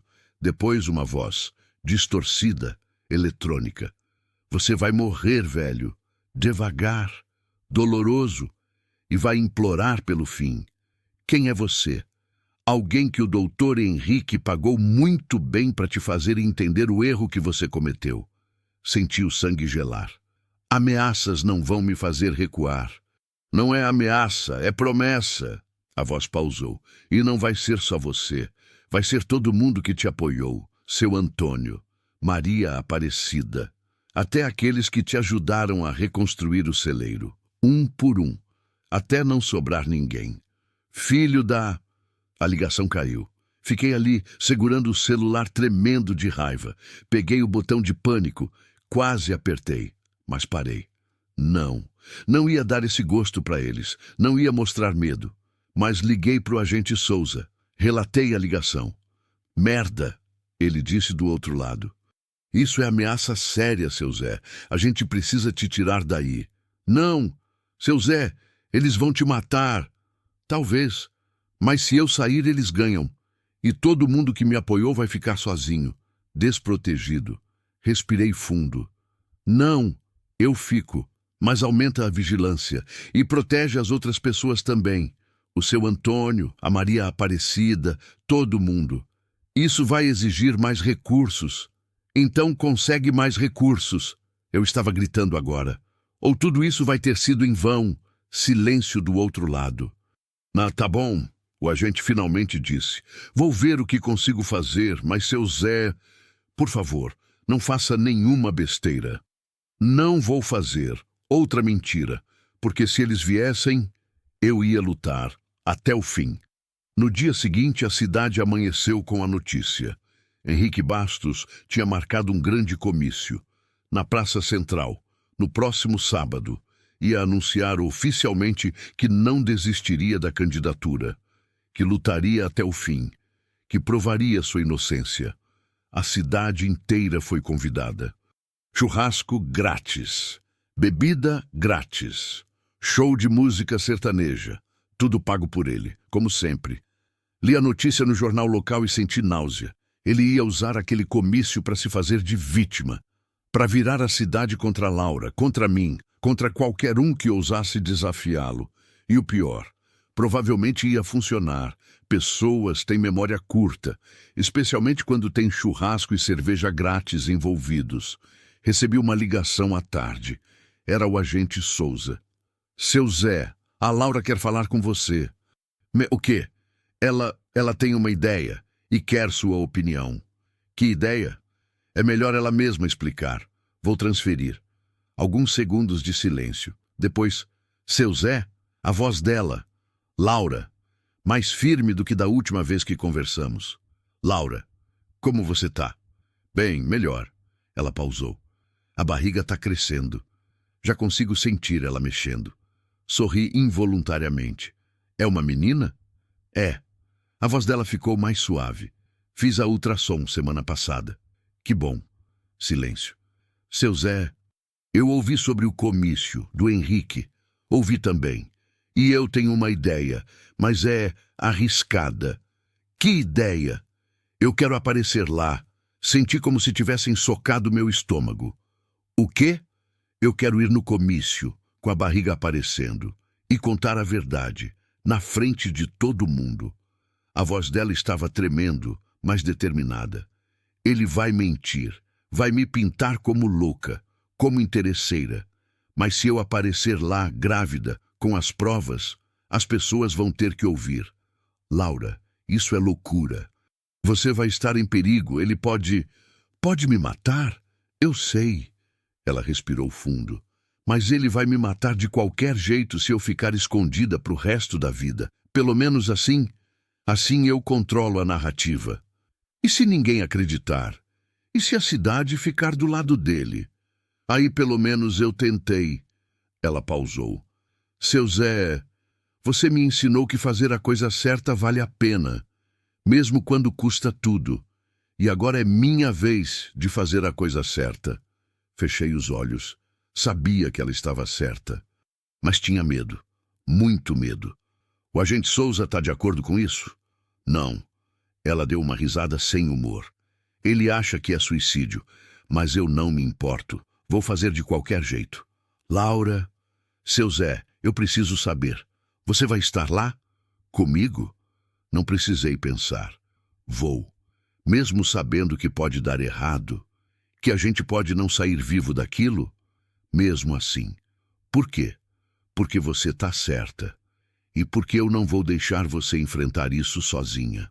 Ouvi ela começar a chorar do outro lado. Obrigada, obrigada, seu Zé.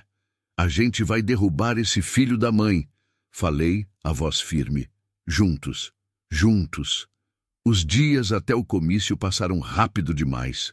O agente Souza tentou nos convencer a desistir. Disse que era muito arriscado, que tinha outras formas, que poderíamos esperar o julgamento, mas Laura estava decidida. E eu também. Tá bom. Ele finalmente cedeu. Mas vamos fazer isso direito, com segurança, com planejamento. Passamos 2 dias organizando tudo. A Polícia Federal ia estar infiltrada na multidão. 20 agentes disfarçados, prontos para agir ao menor sinal de perigo. Iam ter câmeras ao vivo, transmitindo direto para os portais de notícia. Se alguma coisa acontecesse, o Brasil inteiro ia ver. E Laura ia ter colete à prova de balas, discreto, embaixo da roupa. E você, seu Zé? O agente perguntou. Quer um colete também? Quero, mas não para mim. Para quem? Para o seu Antônio. Para Maria Aparecida. Para todo mundo que me apoiou publicamente. Se o Henrique quiser vingança, vai ser contra eles também. O agente assentiu. Vou providenciar. Na sexta à noite, véspera do comício, recebi outra ligação. Era Laura. Seu Zé, eu tô com medo. Eu também. E se der tudo errado? E se... E se der certo? Interrompi. E se a gente conseguir? E se a verdade vencer? Você realmente acredita nisso? Pensei antes de responder. Eu acredito que vale a pena tentar. Ela ficou quieta por um momento. Seu Zé, se alguma coisa acontecer comigo amanhã, se eu não sobreviver, não fala assim. Me escuta, se eu não sobreviver, cuida da minha filha. Senti a garganta apertar. Laura, por favor, promete para mim. Promete que você vai cuidar dela, que ela não vai crescer sozinha, que ela vai saber que a mãe dela tentou fazer a coisa certa. As lágrimas começaram a cair, sem eu perceber. Eu prometo. Obrigada. Mas não vai ser necessário, porque você vai sobreviver. E vai criar sua filha, e vai ver ela crescer, e vai contar para ela como você foi corajosa. Tomara que você esteja certo. Eu tô. Mentira. Eu não tinha certeza de nada, mas era o que ela precisava ouvir. Sábado amanheceu com céu limpo, sol forte, calor escaldante. Aquele calor seco do cerrado que gruda na pele e não sai. Me arrumei. Camisa social que eu não usava há anos. Calça jeans limpa. Bota boa. Olhei no espelho. Um homem velho me olhava de volta. Marcado pelo tempo, pelas perdas, pelas lutas, mas vivo, finalmente vivo de novo. Vamos lá, Rex, falei pro cachorro. Vamos fazer história. A praça estava lotada. Centenas de pessoas, talvez 1000, bandeiras, faixas, Henrique prefeito, música alta, cheiro de churrasco, cerveja fluindo. Estacionei longe.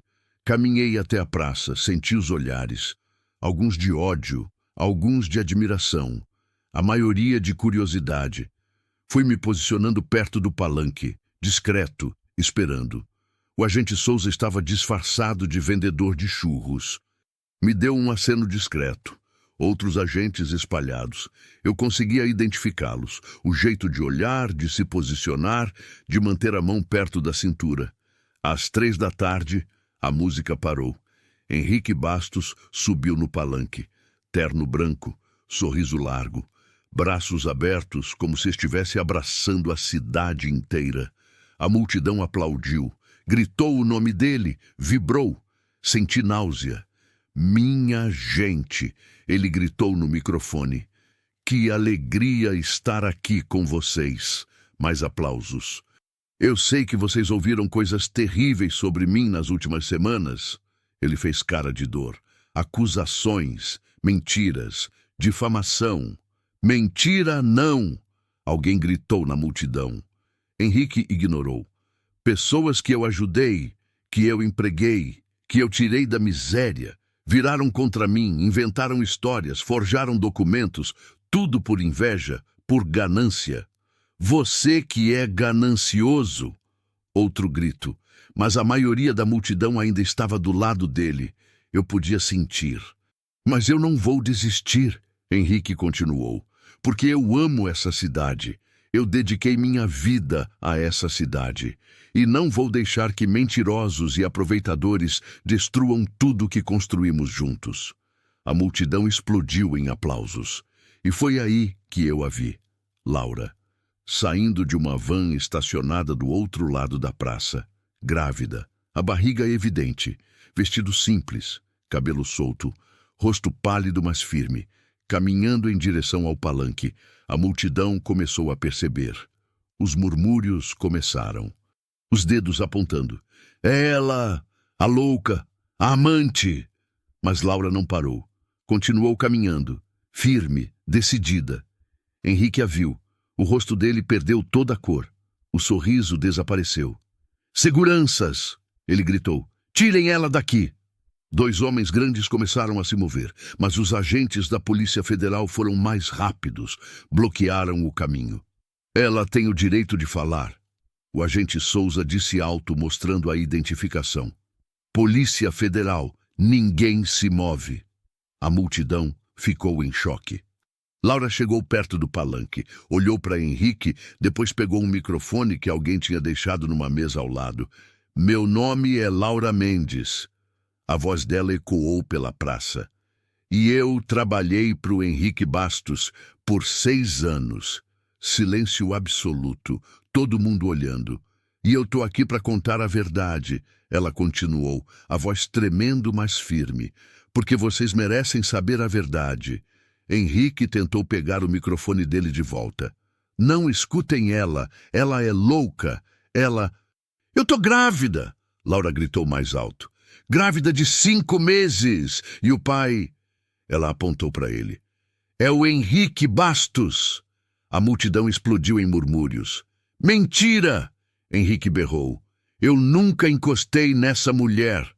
Eu tenho prova. Laura ergueu um envelope. Exame de DNA pré-natal, 99,9% de compatibilidade. Você é o pai dessa criança. Ela falsificou. Não falsifiquei. Laura olhou para a multidão.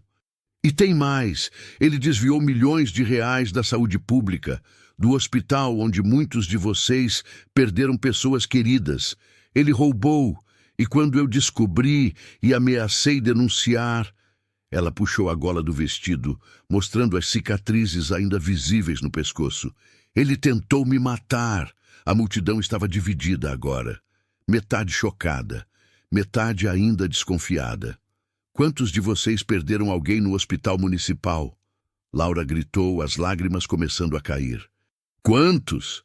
Mãos começaram a se erguer, lentamente. 1, 5, 10, 20, 50. Minha mãe! Uma mulher gritou. Meu filho! Meu marido!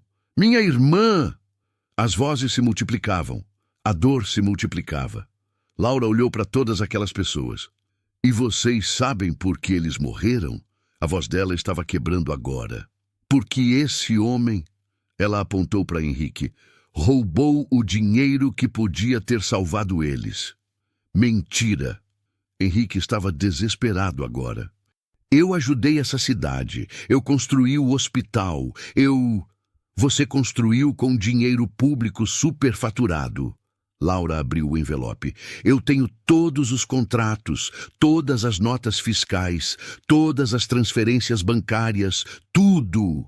Ela jogou as cópias no ar, folhas voando, caindo como neve sobre a multidão. As pessoas pegavam, liam. Os rostos mudando de descrença para choque, de choque para raiva. Não acreditem nela, Henrique gritava. Ela tá mentindo, ela... Eu não tô mentindo, Laura berrou de volta. E você sabe disso, você sabe que tudo que eu tô falando é verdade. Ela colocou a mão na barriga. Essa criança aqui é sua filha. Você prometeu que ia assumir, prometeu que ia cuidar. Mas quando eu descobri seus crimes, quando eu ameacei contar a verdade, você tentou me silenciar. As lágrimas escorriam agora, mas ela não parava. Mas eu não vou mais ficar em silêncio. Ela olhou para a multidão. E vocês também não deveriam. Porque enquanto a gente ficar quieto, enquanto a gente deixar homens como ele fazer o que quiser, mais pessoas vão morrer. Mais famílias vão sofrer. Ela se virou completamente para Henrique.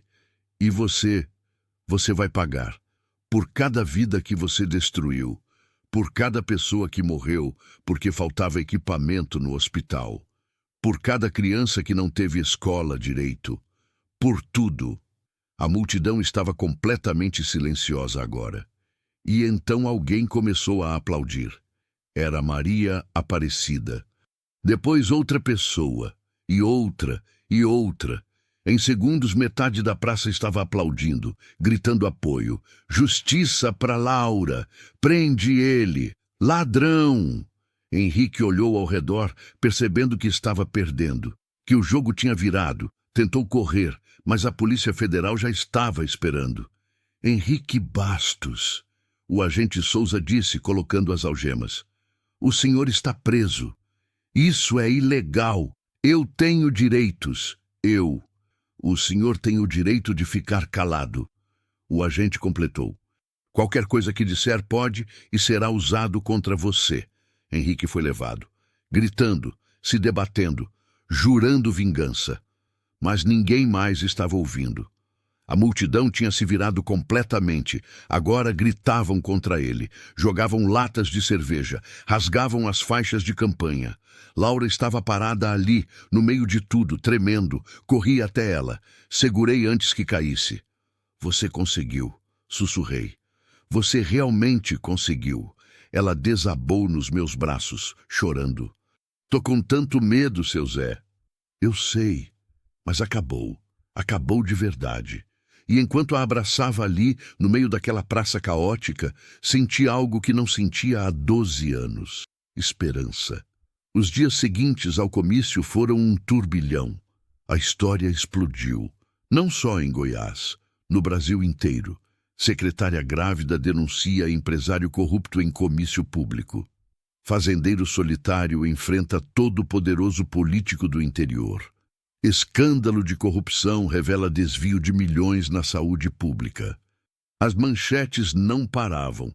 TV Globo, Record, SBT, jornais de São Paulo, Rio de Janeiro, até internacional, BBC, CNN em espanhol. Meu celular não parava de tocar. Jornalistas querendo entrevista, produtores de documentário, gente oferecendo dinheiro para contar minha história. Desliguei tudo. Não era sobre mim, nunca foi. Laura ficou na proteção da Polícia Federal por mais 2 semanas. Depois, quando ficou claro que Henrique estava definitivamente preso e sem condições de fazer qualquer coisa, ela teve uma escolha: entrar permanentemente no programa de proteção a testemunhas ou voltar para a vida normal. Ela escolheu voltar.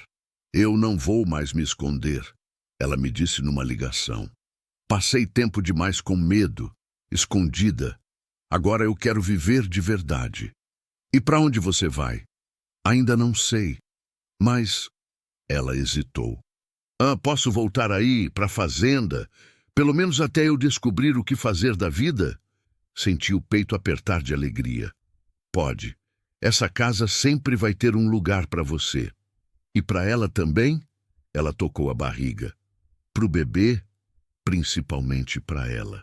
Laura voltou numa terça-feira de manhã. Eu estava no pasto quando vi a van da Polícia Federal subindo a estrada. Larguei tudo e corri. A porta se abriu e ela desceu. Estava diferente, mais cheia. A barriga enorme agora. 6 meses de gravidez. O rosto mais redondo, o cabelo mais comprido. Mas os olhos estavam diferentes também. Não tinham mais aquele medo profundo, aquele terror constante. Tinham determinação, esperança. Seu Zé, ela sorriu. Laura, nos abraçamos, um abraço longo, apertado, de 2 pessoas que tinham passado pelo inferno juntas e sobrevivido. Bem-vinda de volta. É bom estar de volta.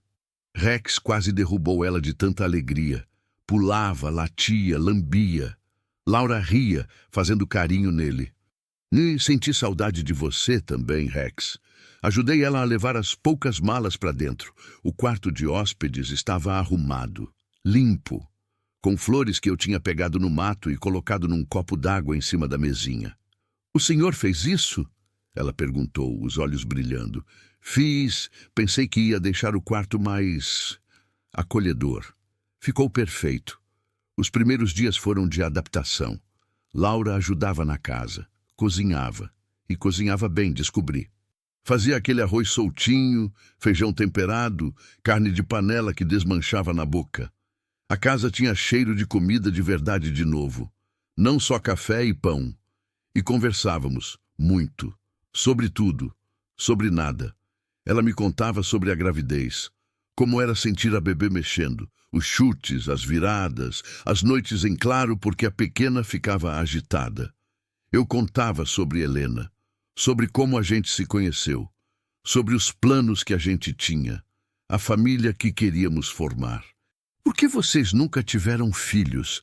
Laura perguntou uma noite. Estávamos na varanda, o céu cheio de estrelas, o som dos grilos enchendo a noite. Tentamos, falei, durante anos, mas não veio. Fizemos exames. Eu tinha problema de fertilidade. A Helena também tinha algumas complicações. Pausei. Mas a gente não desistiu, ia tentar adoção, estava até no processo quando ela morreu. Laura segurou minha mão. Ela ia ser uma mãe incrível. Ia. Sorri, lembrando. Ela adorava criança. Toda vez que via uma criança na rua, ficava fazendo careta, brincando, fazendo rir. Igual o senhor. Como assim? O senhor fica olhando para minha barriga com aquele olhar. Ela sorriu, como se já amasse essa criança. Não tinha como negar. Acho que amo mesmo. E ela já te ama também. Laura colocou minha mão na barriga dela. Sente, senti, um chute, forte, firme. Ela tá chutando. Ela chuta sempre que ouve sua voz. Acho que reconhece. Fiquei ali, com a mão na barriga de Laura, sentindo aquela vida nova se mexendo e pensei, talvez a vida realmente dê segundas chances.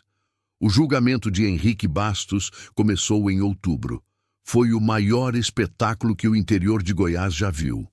Promotores federais, advogados caros, júri popular, imprensa nacional cobrindo cada minuto.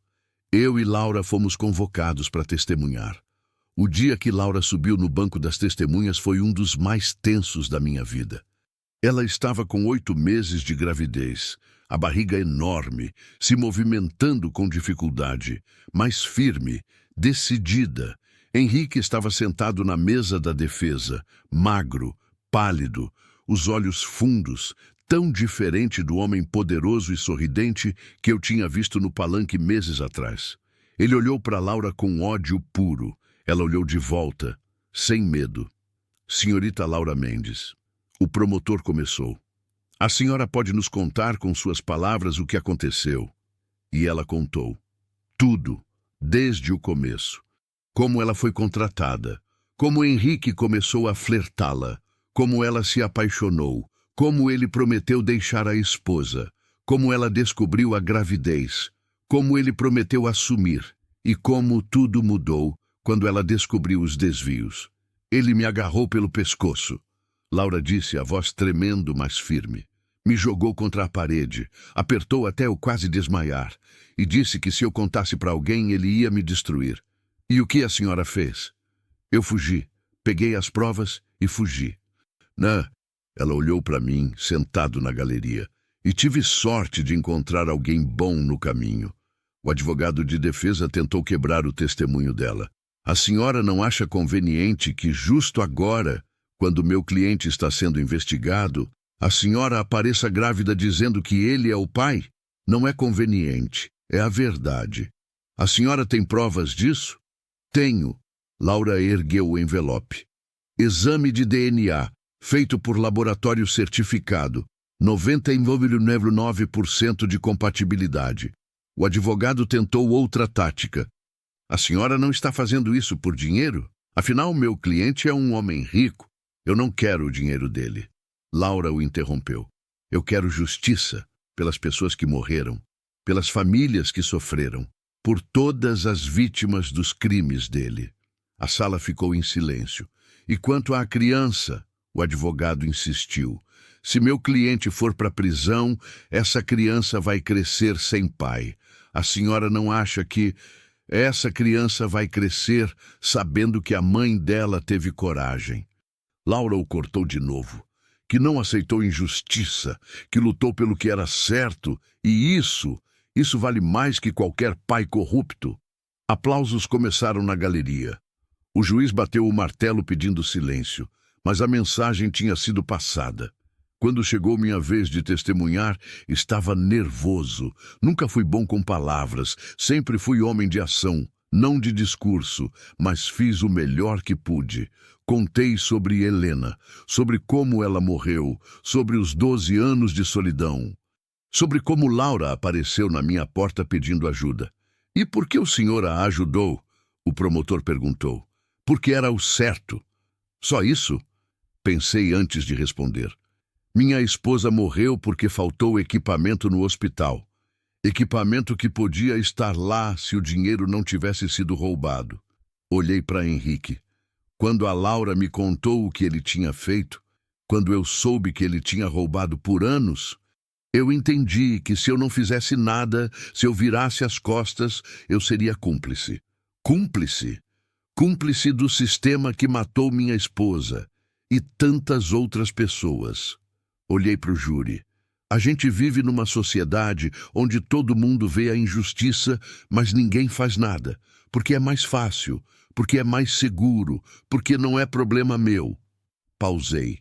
Mas quando vira problema nosso, quando a gente perde alguém que ama, aí a gente percebe, sempre foi problema nosso, só que a gente escolheu não ver.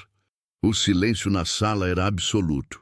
Então sim, eu ajudei a Laura e ajudaria de novo 1000 vezes, porque fazer a coisa certa nunca é errado, mesmo quando custa tudo. O julgamento durou 3 semanas. No final, o júri demorou apenas 4 horas para decidir. Culpado. Em todas as acusações, corrupção, peculato, lavagem de dinheiro, formação de organização criminosa, tentativa de homicídio. Henrique Bastos foi condenado a 28 anos de prisão. Todos os bens confiscados. Todo o dinheiro recuperado sendo direcionado para o hospital municipal e para a educação. Quando a sentença foi lida, ele desabou, chorou, implorou, jurou que era inocente, mas ninguém acreditou. Justiça finalmente tinha sido feita. Laura entrou em trabalho de parto 3 semanas depois do julgamento. Foi numa terça-feira. Tarde. Ela estava na cozinha fazendo bolo quando a bolsa estourou. "Seu Zé!" Ela gritou. "Tá na hora. Nunca dirigi tão rápido na vida. 40 minutos até o hospital." Eu falando o tempo todo para ela respirar, se acalmar. Ela gritando de dor, apertando minha mão com força que eu nem sabia que ela tinha. Chegamos no hospital municipal. O mesmo hospital onde Helena tinha morrido. Mas estava diferente, completamente diferente. Reformado, equipado, médicos novos, enfermeiras novas, equipamentos de última geração, comprados com o dinheiro recuperado do Henrique. "É uma ironia, né?" Laura disse entre contrações. "A filha dele vai nascer no hospital que ele roubou." Justiça poética. Ela foi levada para a sala de parto. Eu fiquei na sala de espera, andando de um lado para o outro, nervoso, ansioso. Seu Antônio apareceu. Maria Aparecida também. Toninho, Dona Maria do Mercadinho. Dezenas de pessoas da cidade, esperando junto comigo. "A gente não ia perder isso", seu Antônio disse. "Afinal, essa criança é tipo símbolo de esperança pra gente." "Como assim? Nascendo do que tinha de pior, o Henrique, mas criada pelo que tem de melhor." Ele apontou para mim. "Você." Senti os olhos marejarem. 6 horas de trabalho de parto. 6 horas agonizantes de espera. E então, às 23h47, a enfermeira saiu. "É uma menina." Ela sorriu. "E está perfeita. 3,2 kg. Saudável." Chorando alto. A sala de espera explodiu em aplausos. "E a Laura?" Perguntei, o coração ainda acelerado. "Cansada, mas bem. Quer ver você?" Entrei na sala com as pernas tremendo. Laura estava na cama, pálida, suada, exausta, mas sorrindo. E nos braços dela, um embrulhinho rosa, pequeno, perfeito. "Quer conhecer a Helena?" Laura perguntou, a voz emocionada. Helena, o nome da minha esposa. Eu não consegui terminar. As lágrimas começaram a cair. "Vem." Laura estendeu a bebê. "Segura ela." Peguei com todo o cuidado do mundo. Aquele serzinho minúsculo, pele rosada, olhinhos fechados, dedinhos perfeitos, respiração suave. E quando ela abriu os olhos e me olhou pela primeira vez, senti meu coração explodir. "Oi, pequena." Sussurrei. "Oi, Helena. Eu sou o seu vovô Zé." Vovô. Uma palavra que eu nunca pensei que ia dizer. A bebê fez um barulhinho. Agarrou meu dedo com a mãozinha minúscula e apertou. "Ela gostou de você." Laura disse chorando de alegria. E eu dela. Fiquei ali, segurando aquela criança, e pensei em tudo que tinha acontecido nos últimos meses. A solidão, o encontro com Laura, a fuga, os perigos, o julgamento. E agora isso, essa vida nova, essa segunda chance. Obrigado. Sussurrei, não sabia bem para quem. Para Deus, para o destino, para Helena, onde quer que ela estivesse. Obrigado por não ter desistido de mim. Os primeiros meses com o bebê foram intensos. Laura morava comigo oficialmente agora. Tinha transformado o quarto de hóspedes em quarto dela e da Helena. Eu tinha reformado um canto da sala para fazer um quartinho improvisado para o bebê. Berçou que o seu Antônio tinha doado. Fraldas que Maria Aparecida tinha comprado. Roupinhas que Dona Maria tinha costurado. A cidade inteira tinha se mobilizado para ajudar. E Laura estava descobrindo como ser mãe. Tinha noites difíceis. A bebê chorando. Laura exausta. Eu acordando também, preparando mamadeira, trocando fralda, acalando a pequena enquanto Laura descansava. O senhor não precisa fazer isso. Laura disse uma madrugada, me vendo embalando a Helena. Eu sei, mas quero. Por quê? Porque olhei para a bebê dormindo nos meus braços. Porque essa é a família que eu sempre quis ter. E agora que tenho, não vou desperdiçar nenhum segundo. Laura começou a chorar. Eu não sei o que eu fiz para merecer o senhor. Você foi corajosa, você fez a coisa certa, e às vezes, quando a gente faz a coisa certa, a vida retribui. Quando Helena completou 3 meses, Laura tomou uma decisão. Eu vou voltar a estudar, ela anunciou no café da manhã. Estudar, contabilidade. À distância. Ela me mostrou os papéis. Eu quero trabalhar auditando contas públicas. Quero garantir que o que aconteceu aqui não aconteça em outros lugares. Isso é incrível. E também quero trabalhar com vítimas de abuso, mulheres que passaram pelo que eu passei. Ajudar elas a terem coragem de denunciar. Olhei para ela. A mulher quebrada que tinha aparecido no meu estábulo meses atrás não existia mais. No lugar, tinha uma mulher forte, determinada, com propósito. A Helena ia ficar orgulhosa de você, falei. As duas, minha esposa e sua filha. Eu espero que sim. O primeiro aniversário da pequena Helena foi uma festa. Não grandiosa, simples, na fazenda, mas tinha tanta gente, seu Antônio e a família, Maria Aparecida, Toninho, Dona Maria, o agente Souza e a equipe da Polícia Federal, o promotor Roberto. Dezenas de pessoas que tinham sido tocadas pela história. A bebê estava no meu colo, de vestidinho rosa, tiara com lacinho, sorrindo para todo mundo. Ela parece com você, Laura me disse. Comigo? Mas eu nem sou, não fisicamente, mas no jeito, no sorriso, na forma de olhar para o mundo. Ela tocou meu braço. Você é o pai dela, seu Zé, em tudo que importa. Senti as lágrimas virem de novo. Ultimamente eu chorava muito. Laura dizia que era porque eu tinha guardado lágrimas por 12 anos e agora elas estavam saindo todas de uma vez. Eu queria formalizar isso. Laura continuou. Queria que você fosse legalmente o avô dela. Ou melhor, o pai dela. Laura, eu já conversei com o advogado. Posso te incluir na certidão como pai adotivo, se você quiser. Se eu quero? Olhei para ela. Laura, seria a maior honra da minha vida. Ela sorriu. Aquele sorriso lindo que iluminava o rosto inteiro dela. Então tá decidido. Zé Carlos, oficialmente, você vai ser o pai da Helena. 2 anos depois. A fazenda estava irreconhecível. Eu tinha expandido, comprado mais gado, contratado 3 peões fixos, reformado a casa, construído um quarto grande para o bebê, que agora era uma criança falante, curiosa, cheia de energia. Laura tinha se formado.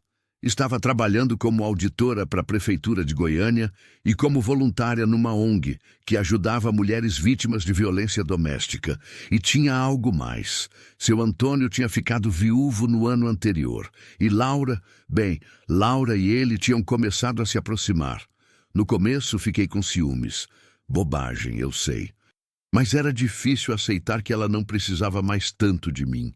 Mas aí eu vi como ele olhava para ela, como cuidava dela, como brincava com Helena, como fazia ela rir. E entendi que não era sobre mim, era sobre ela ser feliz. O senhor tá bravo? Laura me perguntou uma tarde. Bravo? Por quê? Por causa do Antônio e eu?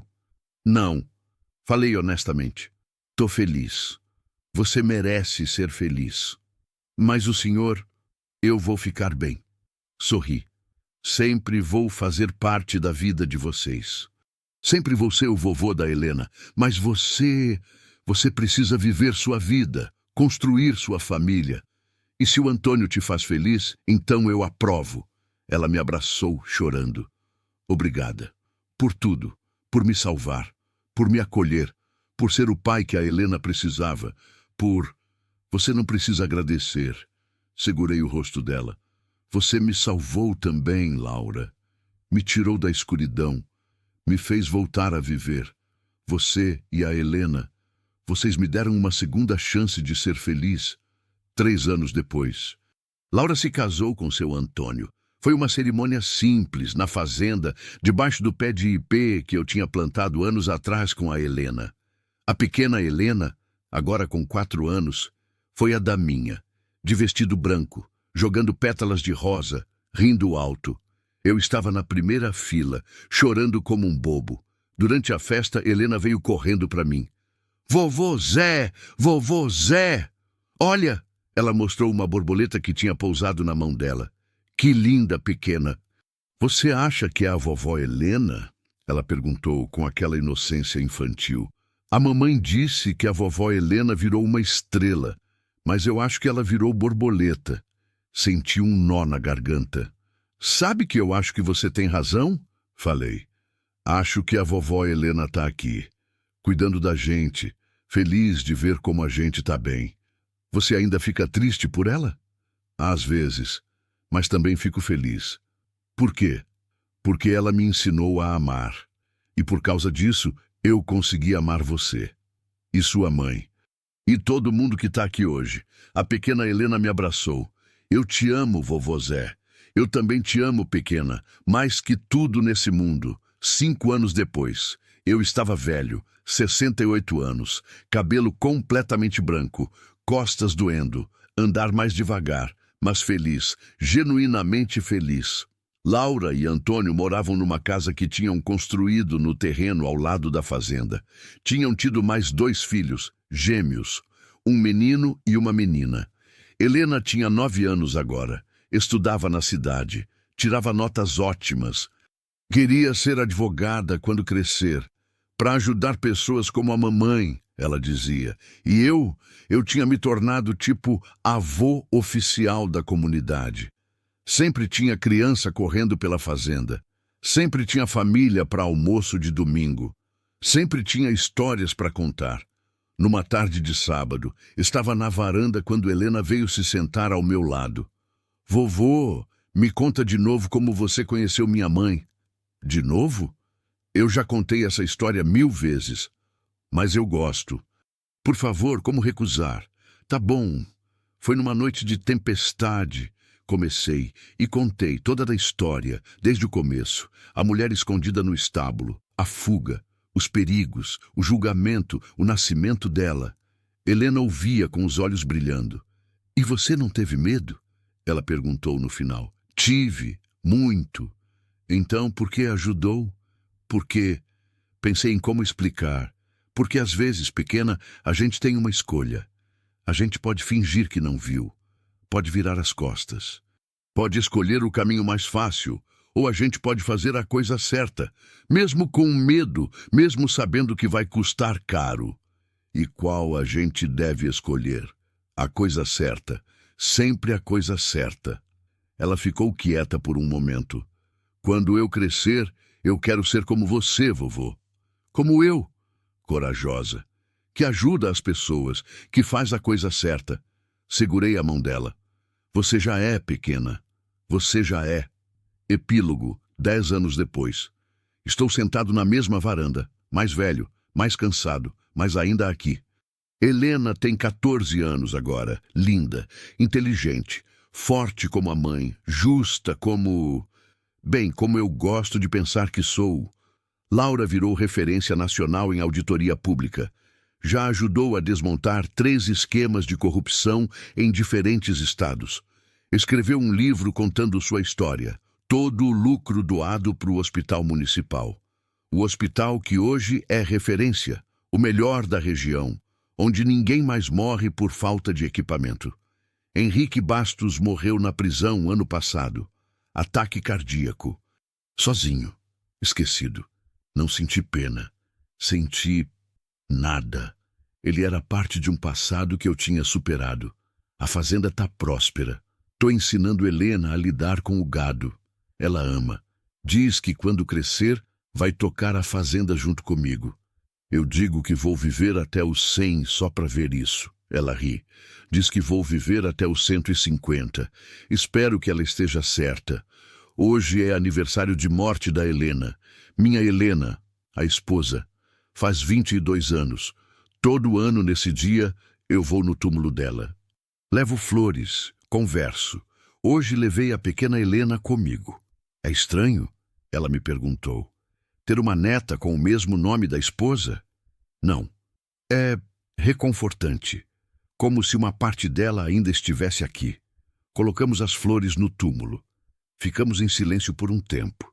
Vovô? Helena quebrou o silêncio. Oi? Você acha que a vovó Helena ia gostar de mim? Olhei para ela. Aquela menina incrível, cheia de vida, cheia de bondade. Ela ia amar você, falei. Do mesmo jeito que eu amo. Mesmo eu sendo filha do homem que roubou o dinheiro que podia ter salvado ela? Ah, então ela sabia. Claro que sabia. Era inteligente demais para não saber. Especialmente por isso, falei, porque você prova que a gente não é definido por onde vem. A gente é definido por quem a gente escolhe ser. E quem eu sou? Você é Helena, minha neta, filha da mulher mais corajosa que eu conheço. Uma menina que vai mudar o mundo, assim como sua mãe mudou. Assim como sua avó teria mudado se tivesse tido a chance. Ela abraçou minha cintura. Obrigada por me contar a verdade, por nunca esconder nada de mim. Você merece a verdade. Sempre mereceu. Voltamos para casa de mãos dadas, e quando olhei para trás, para o túmulo, jurei que vi uma borboleta pousando nas flores que tínhamos deixado. Sorri. Obrigado, amor. Sussurrei. Por me ensinar a amar. Por me dar forças para ajudar a Laura. Por tudo. O vento soprou suave, como uma resposta. E eu soube que estava tudo bem, que tinha feito a escolha certa, que tinha vivido uma vida que valia a pena. Fim. Mensagem final. Às vezes, o destino coloca pessoas no nosso caminho quando menos esperamos. E temos uma escolha: fechar a porta ou abri-la. Zé Carlos abriu a porta naquela noite de tempestade. E ao salvar Laura, salvou a si mesmo. Porque no final, a maior lição é essa. Quando ajudamos alguém, quando fazemos a coisa certa mesmo com medo, mesmo sabendo que vai custar caro, a gente não está só mudando a vida da outra pessoa. A gente está mudando a própria vida também. Saindo da escuridão, voltando a viver, voltando a amar e descobrindo que nunca é tarde demais para uma segunda chance. Nunca é tarde demais para ser feliz. Basta ter coragem de abrir a porta quando o destino bater. A coragem não é a ausência do medo. É fazer a coisa certa mesmo tremendo de medo. É estender a mão mesmo sem saber se alguém vai segurar de volta. É escolher a luz mesmo quando a escuridão parece mais segura. E quando você faz isso, quando você escolhe o amor ao invés do medo, a vida retribui. Com famílias que você nunca imaginou, com finais felizes que você não achava que merecia, com segundas chances que você pensava que tinham acabado, porque no fim somos todos apenas seres humanos, tentando encontrar nosso caminho, tentando fazer o certo, tentando sobreviver aos nossos próprios silêncios. Até que alguém ou alguma coisa nos ensina que o silêncio pode se quebrar. E quando quebra, quando a gente finalmente encontra a coragem de falar, de agir, de viver, é aí que a verdadeira vida começa.